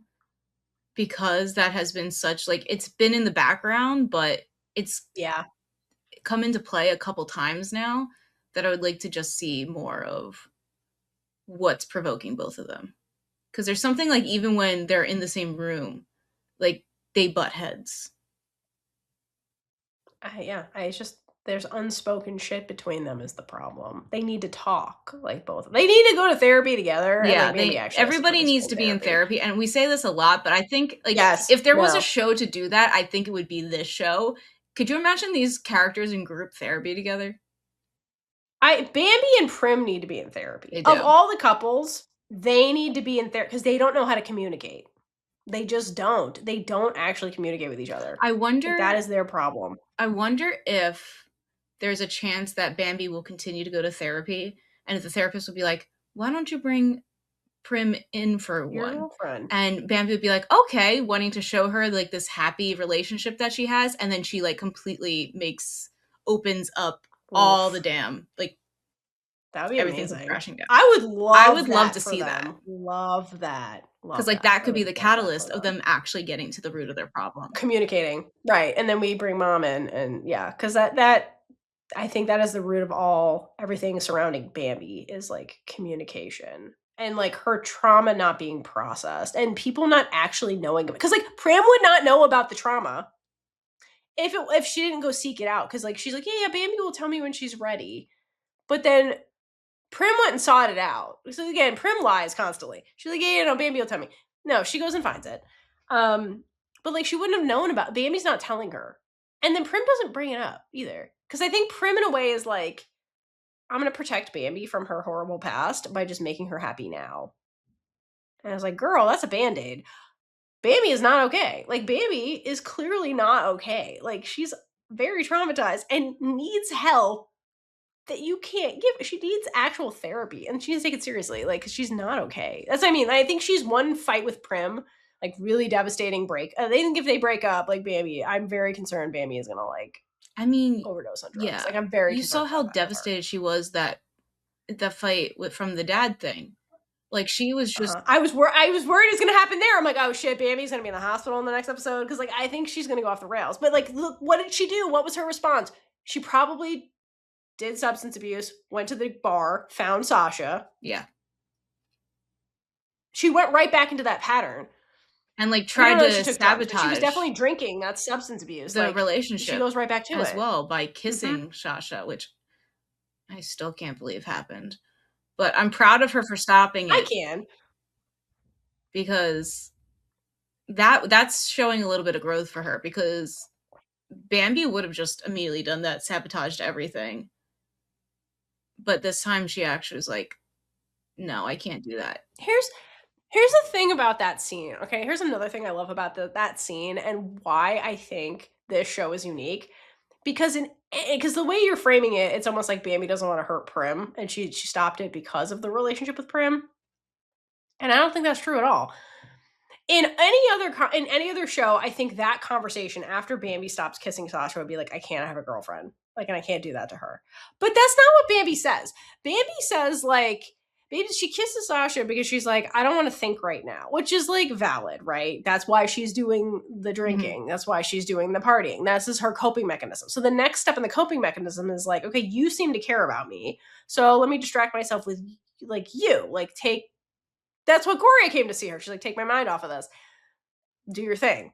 And so she kisses her and then stops it and is like, you know what? I don't want to ruin another friendship by making this romantic. That's what she says. She's like, I want somebody who gets me and will support me, and I don't want to blow that up because I think we have that.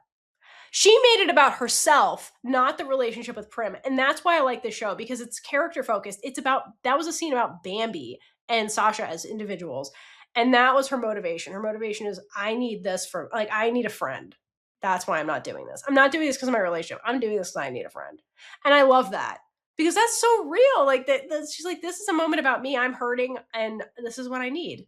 It's not, and like Prim shoved me to also, like, Prim doesn't really like apologize for what she did. No. Like she does. The only person who apologized was Bambi. And I was surprised when she said, I'm sorry.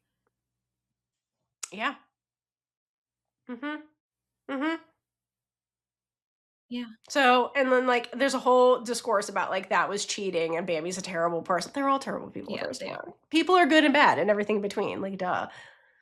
And like, yeah, it was. You can say it is, but like, again, the scene was not really about getting back at Prim. It wasn't really about like, you know, it was about Bambi falling back. And like, again, the lioness hoe that she is. She's like, people don't change, Sasha. And then like, here she is actively changing in the fucking scene where she's like, I'm going to break the cycle of like fucking my friends. Yeah. Because I need friends. I do love their friendship. And I love their friendship. And I like the conversation that they're having too, where Sasha's like, you can't keep trying to change yourself for Prim because it will never end. You need to change yourself because you want to change. That's why I love that whole scene, because the whole scene's about Bambi. And that's so true. Like, that's another reason like toxic relationships continue, because like people try to like Prow and Min, right? You try to force yourself into being something you're not, which Prow is closeted. And like like you're not going to be happy and it's going to blow up and be worse, which is like what's going on with them, right? So Sasha's like, don't do that, because ultimately you're not going to be happy. You're just, it will never end. Prim's going to just need you to change into keep changing until you're what she needs. Like, you should change because you're ready and you want to. And so in that scene, Bambi makes the active choice to be like, I need to change my behavior because I want to, because I need a friend. And so I love that. That whole scene is probably one of my favorite scenes on the show. It's such a good one. Like, There's a lot going on in that. It's just their conversation. And also, like, power of platonic friends, which is part of relationships. Like, and I love the Sasha being the cheeky bastard that she always is. She's like, you know what? We're too similar to date anyway. Like, which is so true. Could you imagine they would drive each other crazy? Like, they would. They'd be constantly cheating on each other with other people. They'd be trying to out-top each other all the time. It's just not going to work. The two of them would just be trying to make the other one jealous. I feel like. No, I mean, it would be very fun to watch them try and date, and just like the mind games they would try to play with each other would be wildly entertaining, but like it's not going to work. No, but I was shipping it in the beginning. Here's the deal. Some people like games. You know who likes games? Gorya. She says she doesn't, but she does. That's why she keeps coming back. That's why she keeps coming back to Sasha. She's never having more fun than when they're verbally sparring with each other. She likes that. Because she keeps coming back. Yeah, she does. She keeps coming back. And also, something else I noticed with, speaking of typecasting, why does Love keep getting typecasted into roles where the character has a kink? I'm not shaming anybody. I'm just saying her character always has some kind of kink going on. Like, remember in Whale Store, Meownam had the praise kink? Oh, yeah. Okay, Goria has a degradation kink because, and Sasha points it out because she's like, girl, what happened to you in your childhood to where, like, you get mad when I'm nice to you, but like you like it when I'm mean to you. Like, you know what I mean? She has a kink, girl. Just go with it. That's really true. She does. Just go back and watch the show. She definitely does. Oh, that poor girl and her trauma. I mean, people are into what they're into. I know that. I'm not mad at it. I'm just saying it's happened twice with her characters, which just really makes me laugh. But anyway, any favorite scenes that you have? Well, that one's probably one of my favorite scenes. That one between them. Favorite scenes, wild scenes is Bambi announcing Prim as her girlfriend at the event. Oh, that was insane. Yeah, like. So we start the episode with that, so you know what's gonna happen. They don't communicate. Like, Bambi needed to let Prim in on the fact that she was going to do that, and like the reason why she was going to do it. But no, they can't communicate that.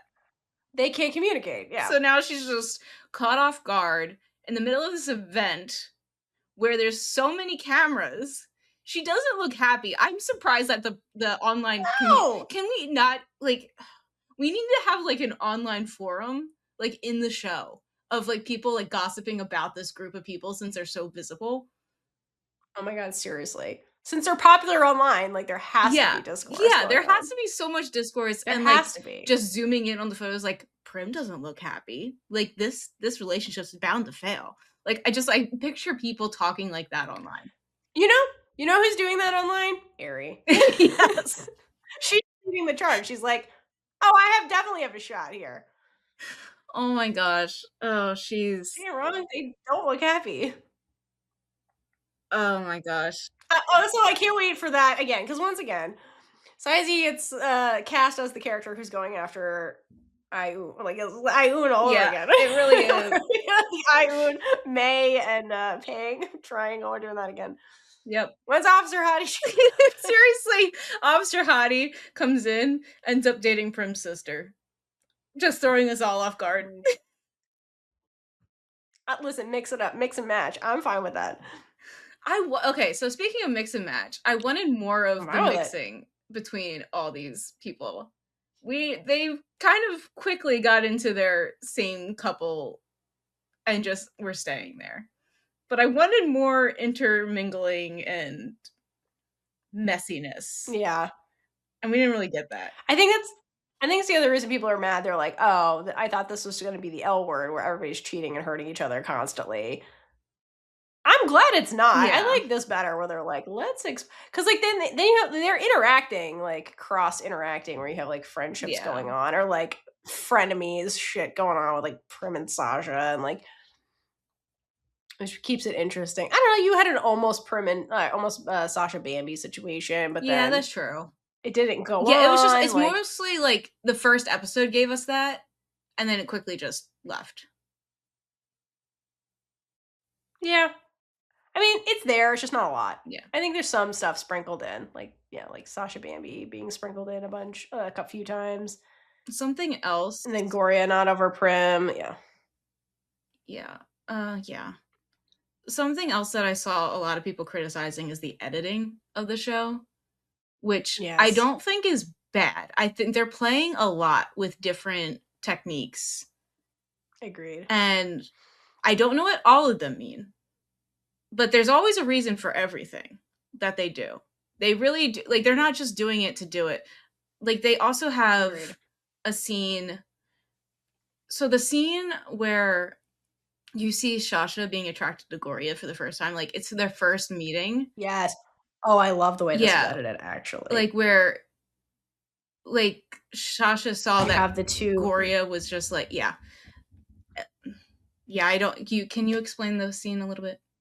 Yeah, basically the way this so it's like the opening of one of the episodes, I can't remember which one, but basically the way it starts is you have this almost like binocular kind of view where you essentially have two circles, and everything else is where you see the scene and everything else is blacked out. So it almost looks like like if you were looking through binoculars or something.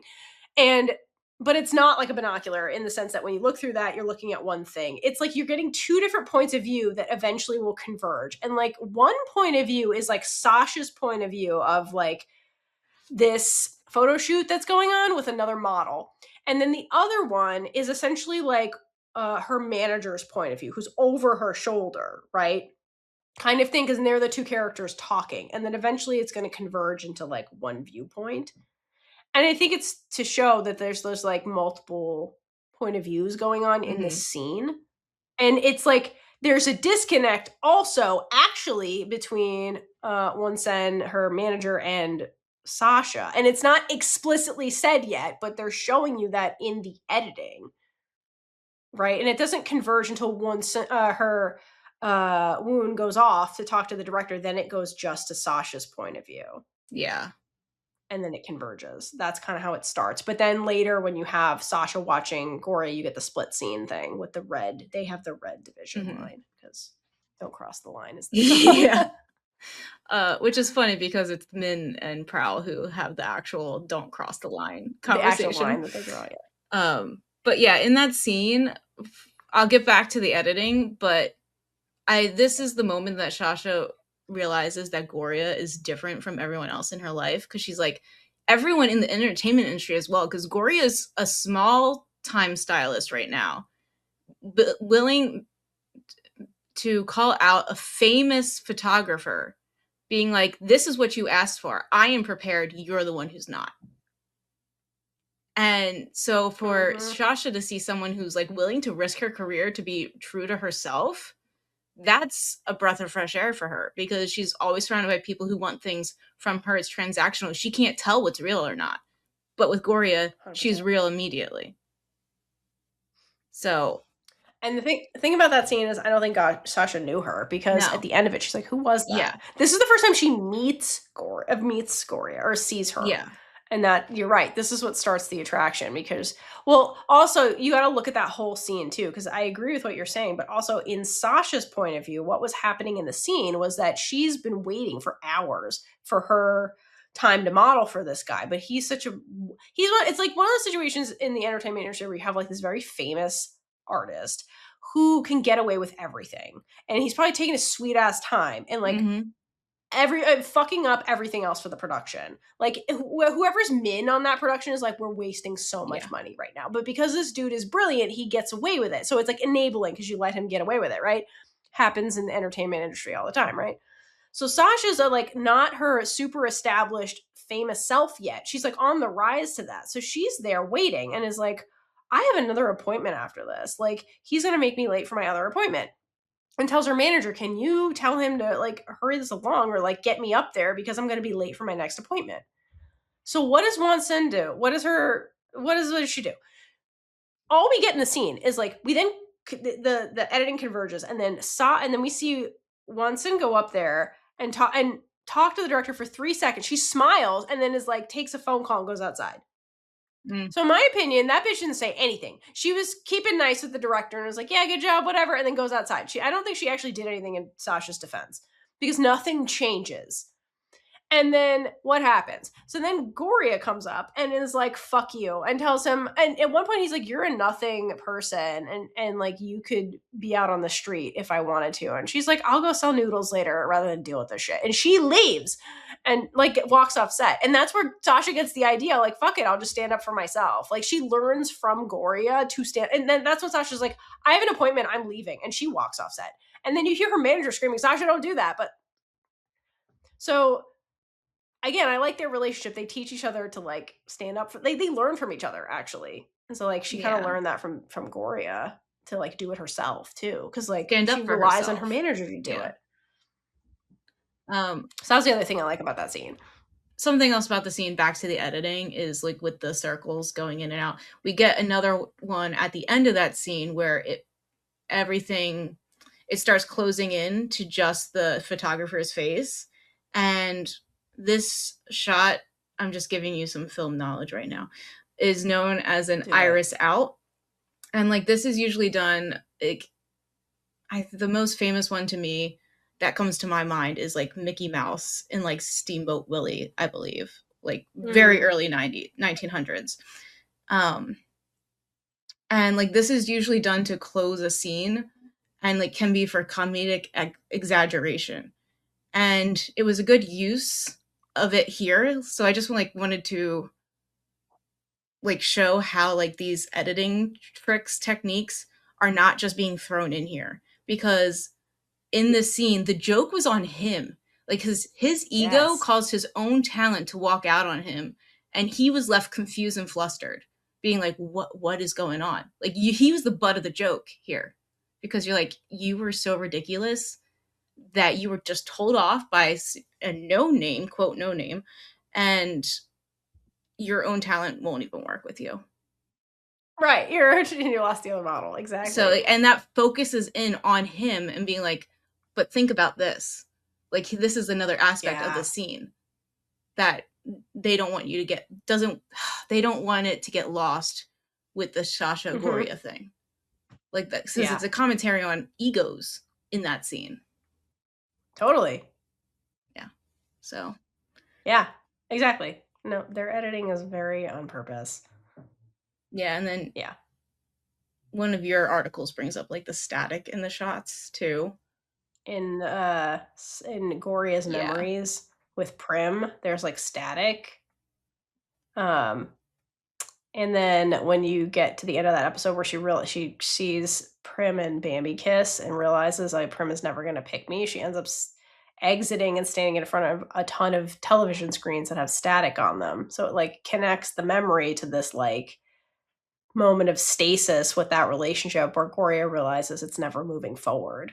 The way like the picture on the screen is not moving forward, just stuck in this static. And like Goria was stuck in the memory with Prim, where Prim was like, yeah, we'll date one day.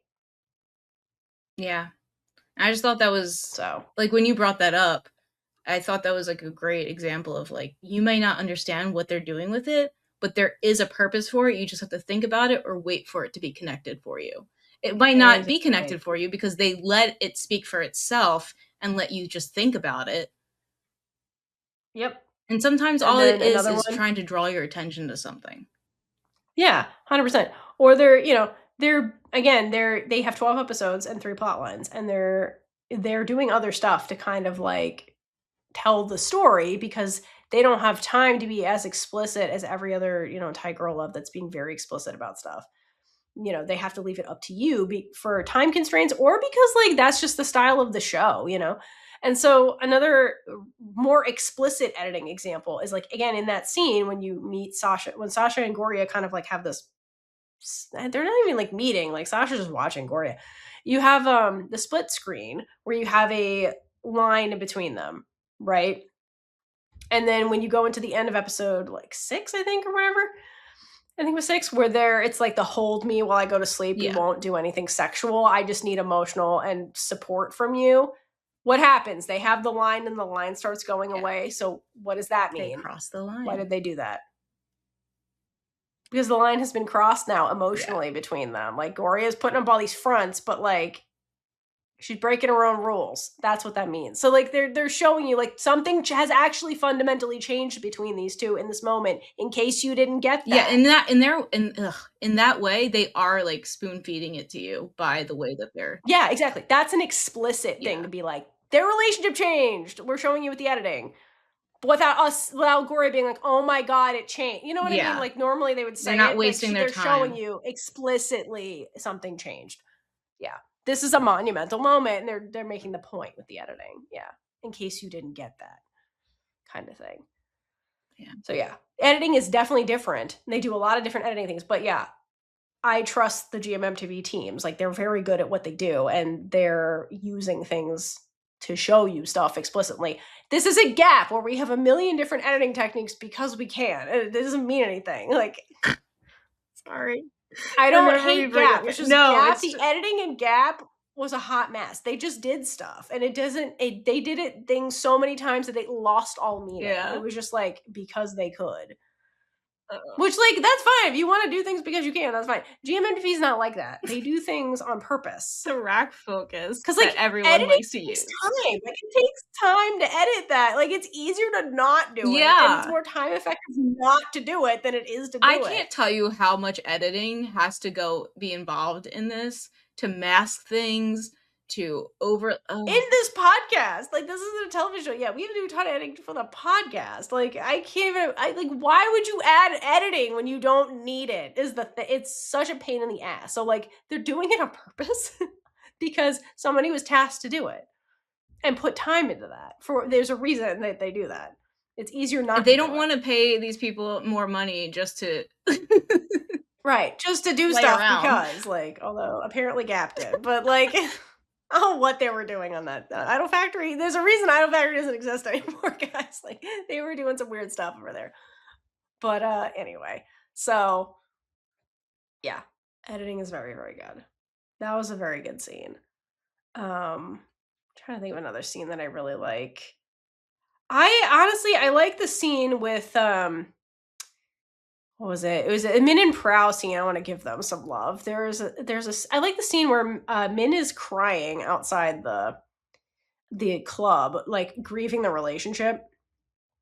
And I like how Prow in that scene, because you said that she pushes, like she does, but then she doesn't sometimes. Like in that scene when Min was, first of all, she takes her photo while she's crying. And that was girl, what are you terrible doing? Way to try and get her attention. What was that? Right. She was being awkward. She's like, I want to talk to you, and I don't know how to talk to people, so I did that. So that was weird, but like she was being awkward, which women are awkward when they're flirting, so like fine. But then I like in that conversation that Min, first of all, the commentary to be like, there was good moments, I'm grieving the good moments, so I can move on. Valid. But I like in that conversation that Prow doesn't push her too much. She's like supportive with Min and talks to her, but then she ultimately leaves Min alone and like lets Min continue what she was doing. She's like, basically like, you deserve better. I hope you feel better. And then she like kind of leaves.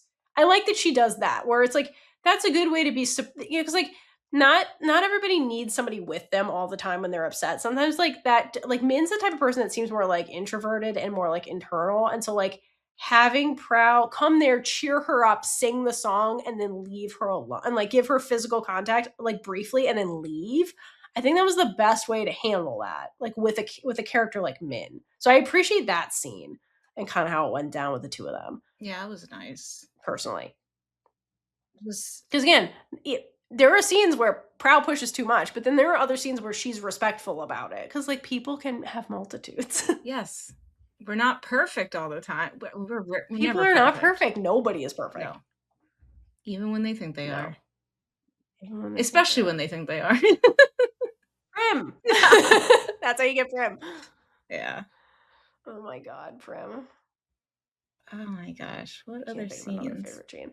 I mean, there's so I like every scene with Sasha and Gorya is amazing. I love them all. I love all of them. I love their dynamic. They're my favorite dynamic. It's very a cat and mouse push and pull kind of dynamic. I especially love when Goria calls Sasha out. She's like, you're just putting up a front right now. And the irony is Goria does too. They both do it.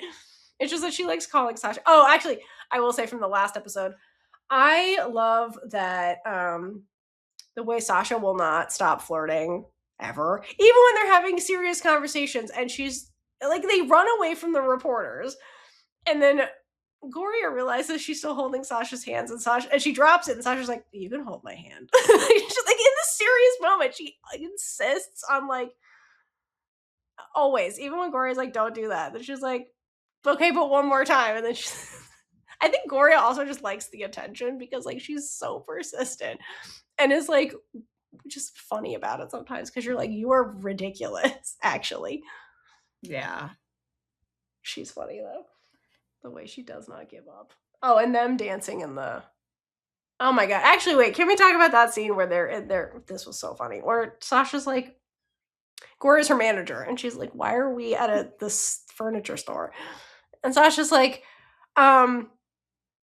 "You're here with me because I need to shop." And Goria's like, "I have other things to do. I can't go shopping with you." And Sasha's like, "Name them. What were you gonna do?" And Goria has no answer. She's like, "Yeah, you have nothing to do. You're coming with me." She's like, "You gotta get to know me if you're gonna be my manager, because like you have to have my back, right?" I love that. They call each other out. She's like, "What are you doing?" Yeah, I mean, that's real. Yeah, nothing. They're being real with each other. They're being real, yeah. And I like when they're the real part too. That whole scene was real because then they get in the store. And Sasha explains why she likes going there. And this is like this girl needs a hug moment where she's like, basically, she's like, I like to come in the store and then touch the furniture and imagine what the families were like that owned it and how happy and warm their lives were. Oh, poor girl. Because this bitch didn't have a happy, warm life. She has nothing. Like, that's so sad to hear that. That's what she does. She cosplays family because her family sucks. Like, damn.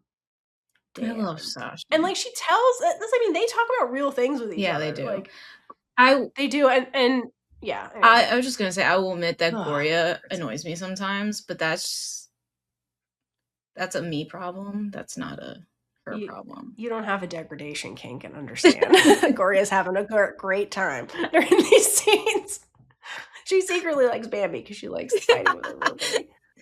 And Gorya does enjoy it. She's combative. Like, you see, like, again, when Sasha first met her, what was she doing? She's fighting with the director. Like, I think in some level enjoys verbally sparring with people. Because what is her example of, like, something she wants to experience? Because, like, they get... First, I love the way their conversation keeps going in the furniture store. And they're basically like, do you want love, kind of thing. And they have a real conversation about this. And Gorya, who's always putting on a front, is like, so many people are single and like the 4B movement, all this stuff. And it's like, okay, girl, sure. And then she's like, then she pivots immediately into, what my parents are doing the other day? Gorya, the way she tells on herself constantly. And she's like, my parents are doing this thing. And I think they're cute sometimes, especially when they're having nonsensical arguments about ridiculous shit.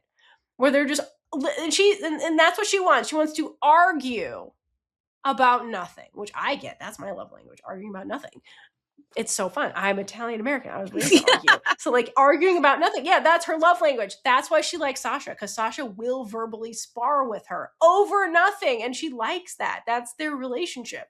And like, I like that scene because like, that's the first time Gorya really says anything super real about what she wants. And she was so unguarded. She says it. And then when she realizes Sasha absorbs all that, that's when she's like, oh fuck, I shouldn't have said that. She catches herself. She's like, shit, I was unguarded. I didn't mean to be.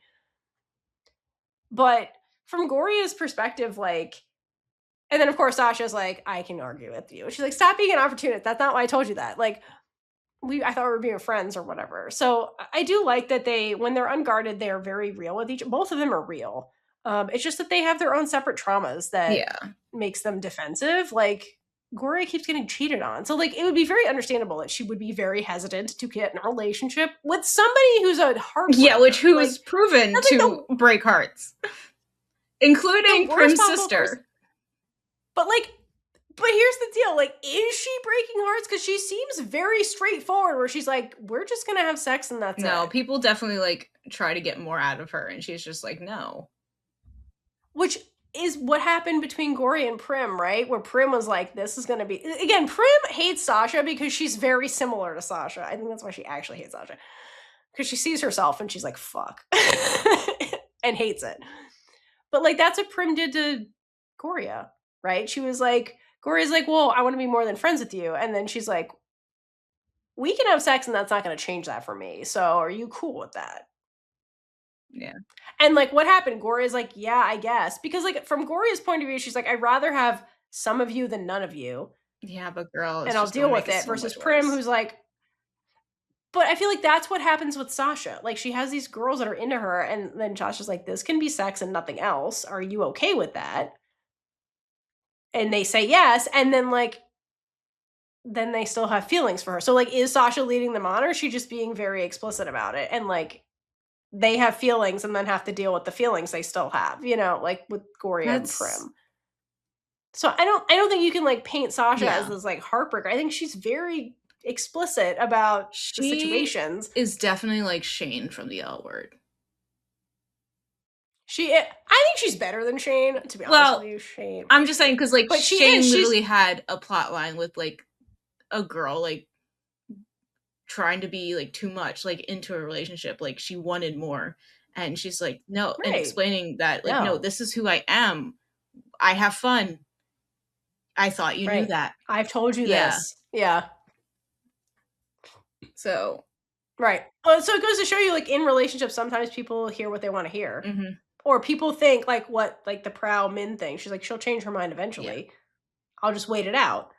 But how long are you willing to wait? Sometimes that works, sometimes that doesn't. Like, but what's fun about Sasha and Gorya is that they're at this stage, like we're at episode 7, we're at the stage where they actually know each other pretty well, enough to call each other's bullshit out, which is why Sasha can say, like, they had the scene where they're in the sauna and like Gorya telling on herself.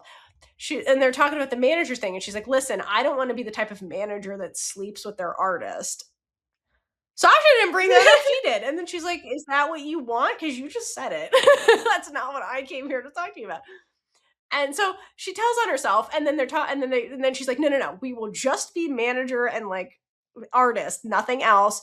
No touching, no looking at each other, no nothing. And then Sasha's like, I guess so for now, because you're going to change your mind. Because you just fucking told me you were going to. Like, so, like, with them, it works to be like, I'll just wait this out because I know you're going to change your mind because you keep doing it. And also you keep saying shit like that. Like, you know what I mean? Yeah. So it's a little bit different when you kind of, like, know that that's what they're going to do because you know them. But, like, in the scenario with, like, Prow and Min, like, Prow and Min don't really know each other. So, like, for Prow to, like, gamble that I knew that Min, was doomed the as straight goodness. girl. Yeah, exactly. Like, girl, like, and, like, if from their conversations, it almost seems like Prow has gone after a quote straight girl before. So like, why are you surprised by that? Like, that whole thing was weird because it wasn't super fleshed out. But like, this happens in real life, you know. And then she'll get mad at Min and become biphobic. Like, I hope not. But like, yeah, this is how lesbians become biphobic. Actually, yeah, I hope this is how they get their heart broken. That she doesn't do anything like that because she has been shown to us as being very open-minded. But I could I could empathize with how that could happen, like in her plot line. Because like this happens in real life. So like I can kind of see it going down that route. I don't know that it will, but like I could see it. It'll be interesting to see where they go. I'm very curious to see what's gonna actually happen with them. Okay, so predictions going forward. I guess, what do you want to see happen? What do you think's gonna happen? Unless you have more like I don't want to see this happen, but I feel like they're gonna do a Glee thing where all the couples are together and then they all break up in the same episode. Oh, I think that's way too much. I think they will all break up at some point, but yeah, I hope not. That's they could. I'm still worried about Bambi almost dying because of self-harm because of like drugs and alcohol, basically. When Prim and her inevitably break up, like I feel like unless we address the trauma first, I feel like that is where that's headed. I'm really nervous about that. Prow and Min are breaking up in the next episode, I feel like. I think Prow and Min personally need time apart. Yeah, because Min needs time to process. Min has not been able to process. Min needs to process things first and foremost. Whatever happens outside of that, I don't know. Because like I'm not attached to any of the couples except Sasha and Gorya, to be honest with you. And like they could go their separate ways. I feel like Sasha and Gorya will end up together, but the other ones I don't know. And like honestly, Prim and Bambi, I don't think they should end up hope together. there's at least one couple that doesn't end up together, because that's not realistic if they all end up together. I agree. I'm also fine if nobody ends up together except Sasha and Gorya, because I think they should. Yeah, they could do that where nobody ends up together. I'd be honestly fine with it. That's fine. I don't think that's gonna happen with the B plot. That's gonna happen. I think they know each other too well. I also think that like in the next couple episodes with them, that I think that Sasha is gonna push Gory away because of blackmailing with her manager. But I think Gory is going to figure it out because they know each other too well at this point. I think that's the thing. I think she's going to end up saving Sasha from whatever this shit is. It's also because Shasha went so hard to get her as her manager. Like she was so adamant that for Goria to be her manager, that this is an extreme shift for her. So it doesn't make sense. Yeah. I think once Sasha's not being persistent, because Sasha's been persistent the whole time, she's suddenly not going to be persistent. I think Goria's going to miss that and then notice shit and be like, something weird is happening here. Yeah, and like she's always had a feeling about Unsen. So she's the one who's like, your manager's fucking you over. Right, exactly. She's going to see that manager is back after breaking Sasha's trust. I feel like she's going to find the whole thing is weird. And I think it'll probably get to a point where like Sasha will kind of like break down and tell her the truth. And then we will learn what actually happened early in her career. And I feel like Goria is going to help her through that. And like that might come to light publicly, but Goria is going to help her get through it.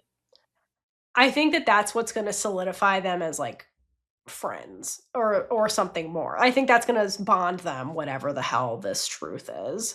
And like what they go through together, because I agree with you. I feel like it's going to be something along those lines, and I think that that's going to be another like turning point thing that bonds them. They're going to trauma bond because we must trauma bond. Mm-hmm. That is how relationships form. What do you think is going on with Sasha? What do you think Onsen was insinuating? So I watched this as a reaction video. I haven't been able to watch it again, so I didn't get a good look at the photo. It was basically like a photo of Sasha looking very uncomfortable in a dress that was semi-revealing. And then Onsen basically said like, do you really want people to find out what you were doing early in your career before you were famous? So maybe she had to do things that were not very... I don't know the right word. I think she had to do things that were exploitative for her, like call girl shit, things that happen in real life. That's what I mean. Because like, she's the social commentary on the entertainment industry. Definitely. Yeah, I think she had to do things, and she was young and didn't have the casting couch thing. People took advantage of her, I think, is what happened. But I think that whether her manager put her up to it or not, because like. Is a question. Yeah, she's not protecting her. Not protecting her. Her mom wasn't really protecting her. She just said it in the last episode. My mom just wants me to work and get a paycheck. She doesn't really care about me. So again, back to like what I wrote about in that article about like Sasha, all of her relationships are transactional, all of them, except Goria. I mean, it starts off transactional and then it becomes like an actual like human connection kind of thing. People always want things from her, and so she's very used to like, I do something, I get something, and that's what human interactions are. So I think she was young and got taken advantage of. And then Shasha to once there's a digital footprint now because this photos exist or whatever, like that could fuck her over. Like that's a reality of like women in the entertainment industry. She's also a commentary on the children acting industry, because 100% she was in the commercial when she was very young, so she has been introduced to this. So for her to have to like do those things, that means like how young did that start? That's what I'm saying. And like, was it normal to her at the time? Like I feel like she got preyed on basically and like didn't know any better. She's been in this industry since she was 8. And it's very young, and to have a mother that does not protect you, that's a recipe for disaster. 100%. Yeah. So, like, no wonder she's a disaster when it comes to, like, having relationships with humans. She doesn't know how. Like, she's never had that, ever. Yeah. Ever. She was a child when this started. Like, speaking of who needs therapy, also, this character needs very much therapy. And don't get us But wrong, yeah, they they all all need do. therapy. They all need it, but, like, oh my god. I don't know how she's She so needs to well process. she seems fairly well functioning despite all of this shit, like, which is kind of, it tells you how strong she is as a person, but, like, she's not okay either. Which is why, like, I think her and Bambi really connect because they're like, I sense the trauma in you also. Do you sense the trauma in me? We don't have to speak about it. We see that it's there. So yeah, I think that I think they're gonna have a reconciliation of some sort, and they're gonna bond over whatever this is. And I'm very curious how they handle whatever happened to Sasha, and like, to your point, will it get out? And like, I'm very curious how that goes. Since Shasha and Bambi are friends, I wonder if they're going to get into, like, later, very much later, into a conversation, and Bambi recommends her therapist to Shasha. Ooh, that would be good. Because I think that would be great. Bambi has to go. Yeah, no, that's why I said later, because she has to have that breakthrough. I really want to see that scene where I want your breakthrough when she brings Prim. I really want that. In my head, that's canon. Or during that conversation with the therapist where Prim is there, it comes out or like heavily hints that Prim knows about Z's death, because Bambi doesn't know that Prim knows that. And that triggers the downfall of many things for Bambi. Like, it blows up Bambi's like psyche kind of deal. Yeah, because like those two, they have to actually talk. And then also, like, I'm hoping, like we talked about earlier, that Bambi and her mom have a conversation. Yes. And then for Min and Praew,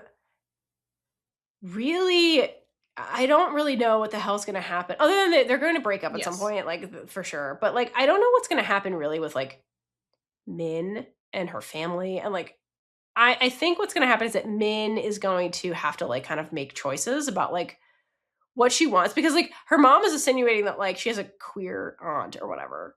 And then that aunt is like ostracized from the family. And so like Min is in the situation where she's discovering this stuff about herself. And so like, does she choose to stay true to herself? Does she bend her family? It seems like she's more along the lines of like, this is why I don't come visit you guys. Like, she's already kind of like distancing herself from her family, because I think she like already knows she's different and like can't meet their expectations.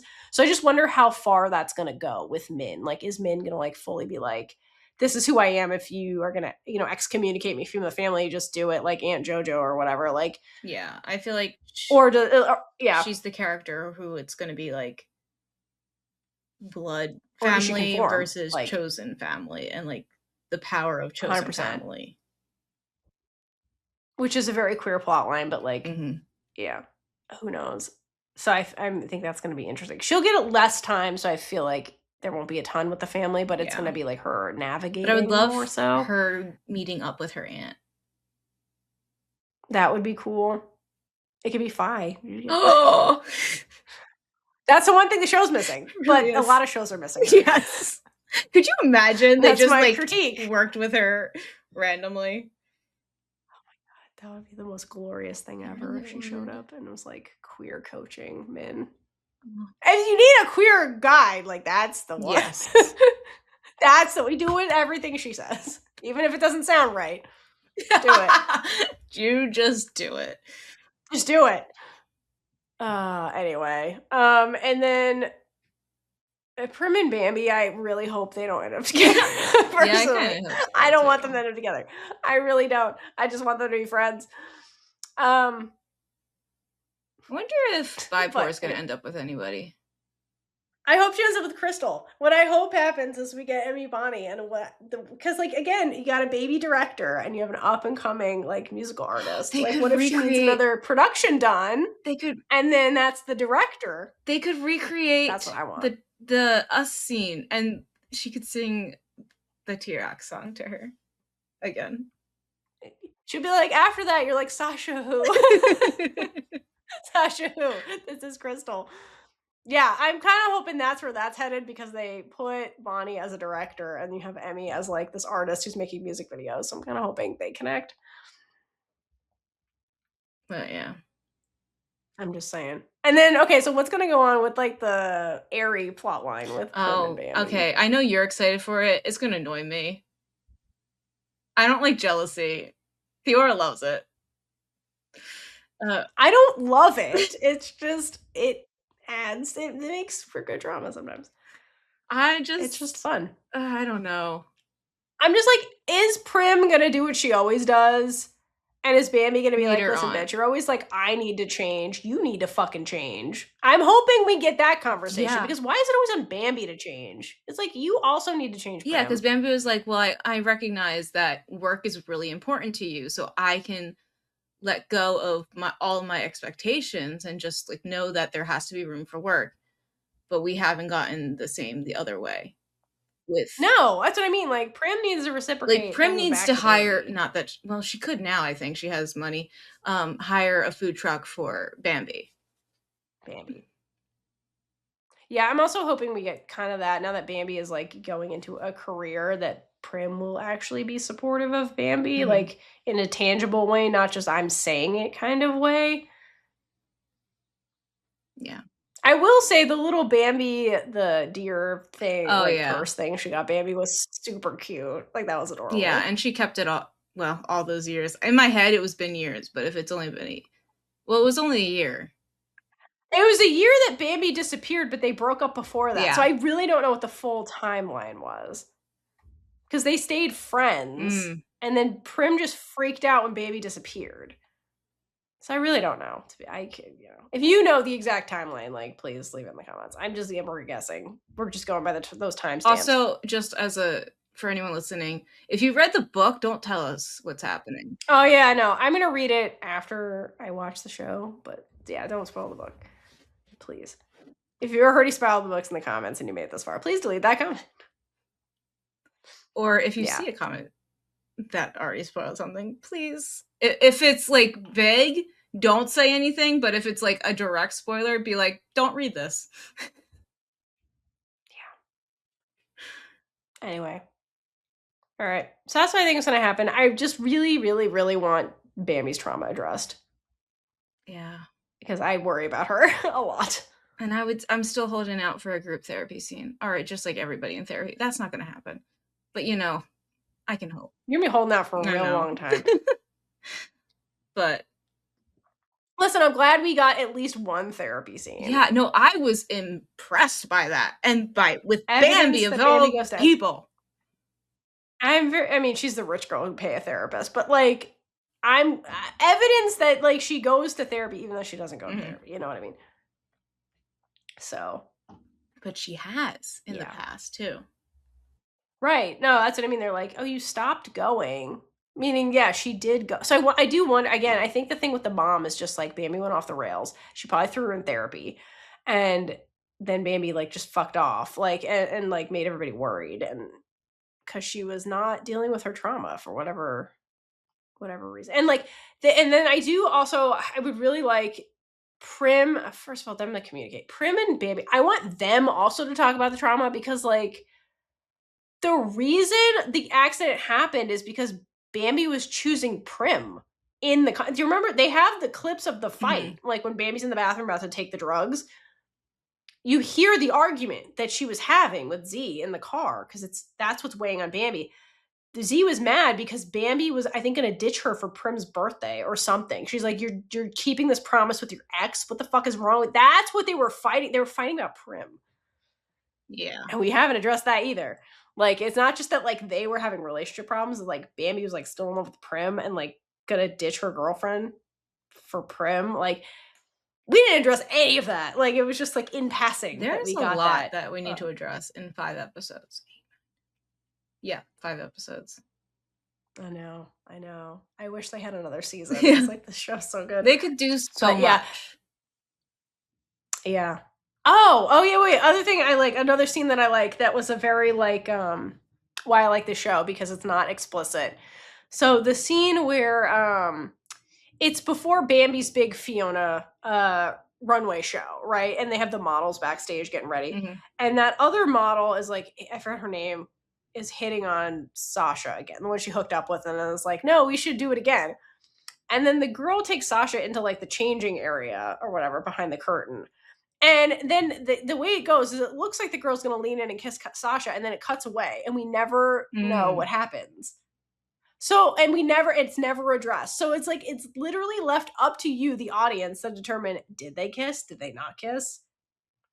That's a good point. We will literally never know. You're never going to know the actual truth of what happened there. My brain made it so up I like that they kissed. They do open-ended shit, maybe, but like we will never actually know the answer to that. It's like, so I like that the show does stuff like that. It's not explicit. So then it leaves you to kind of like be like, what did happen? You know, we kind of have to fill in the blanks a lot, which is fun. Yeah, and it changes the story like slightly depending on how you interpret your interpretation.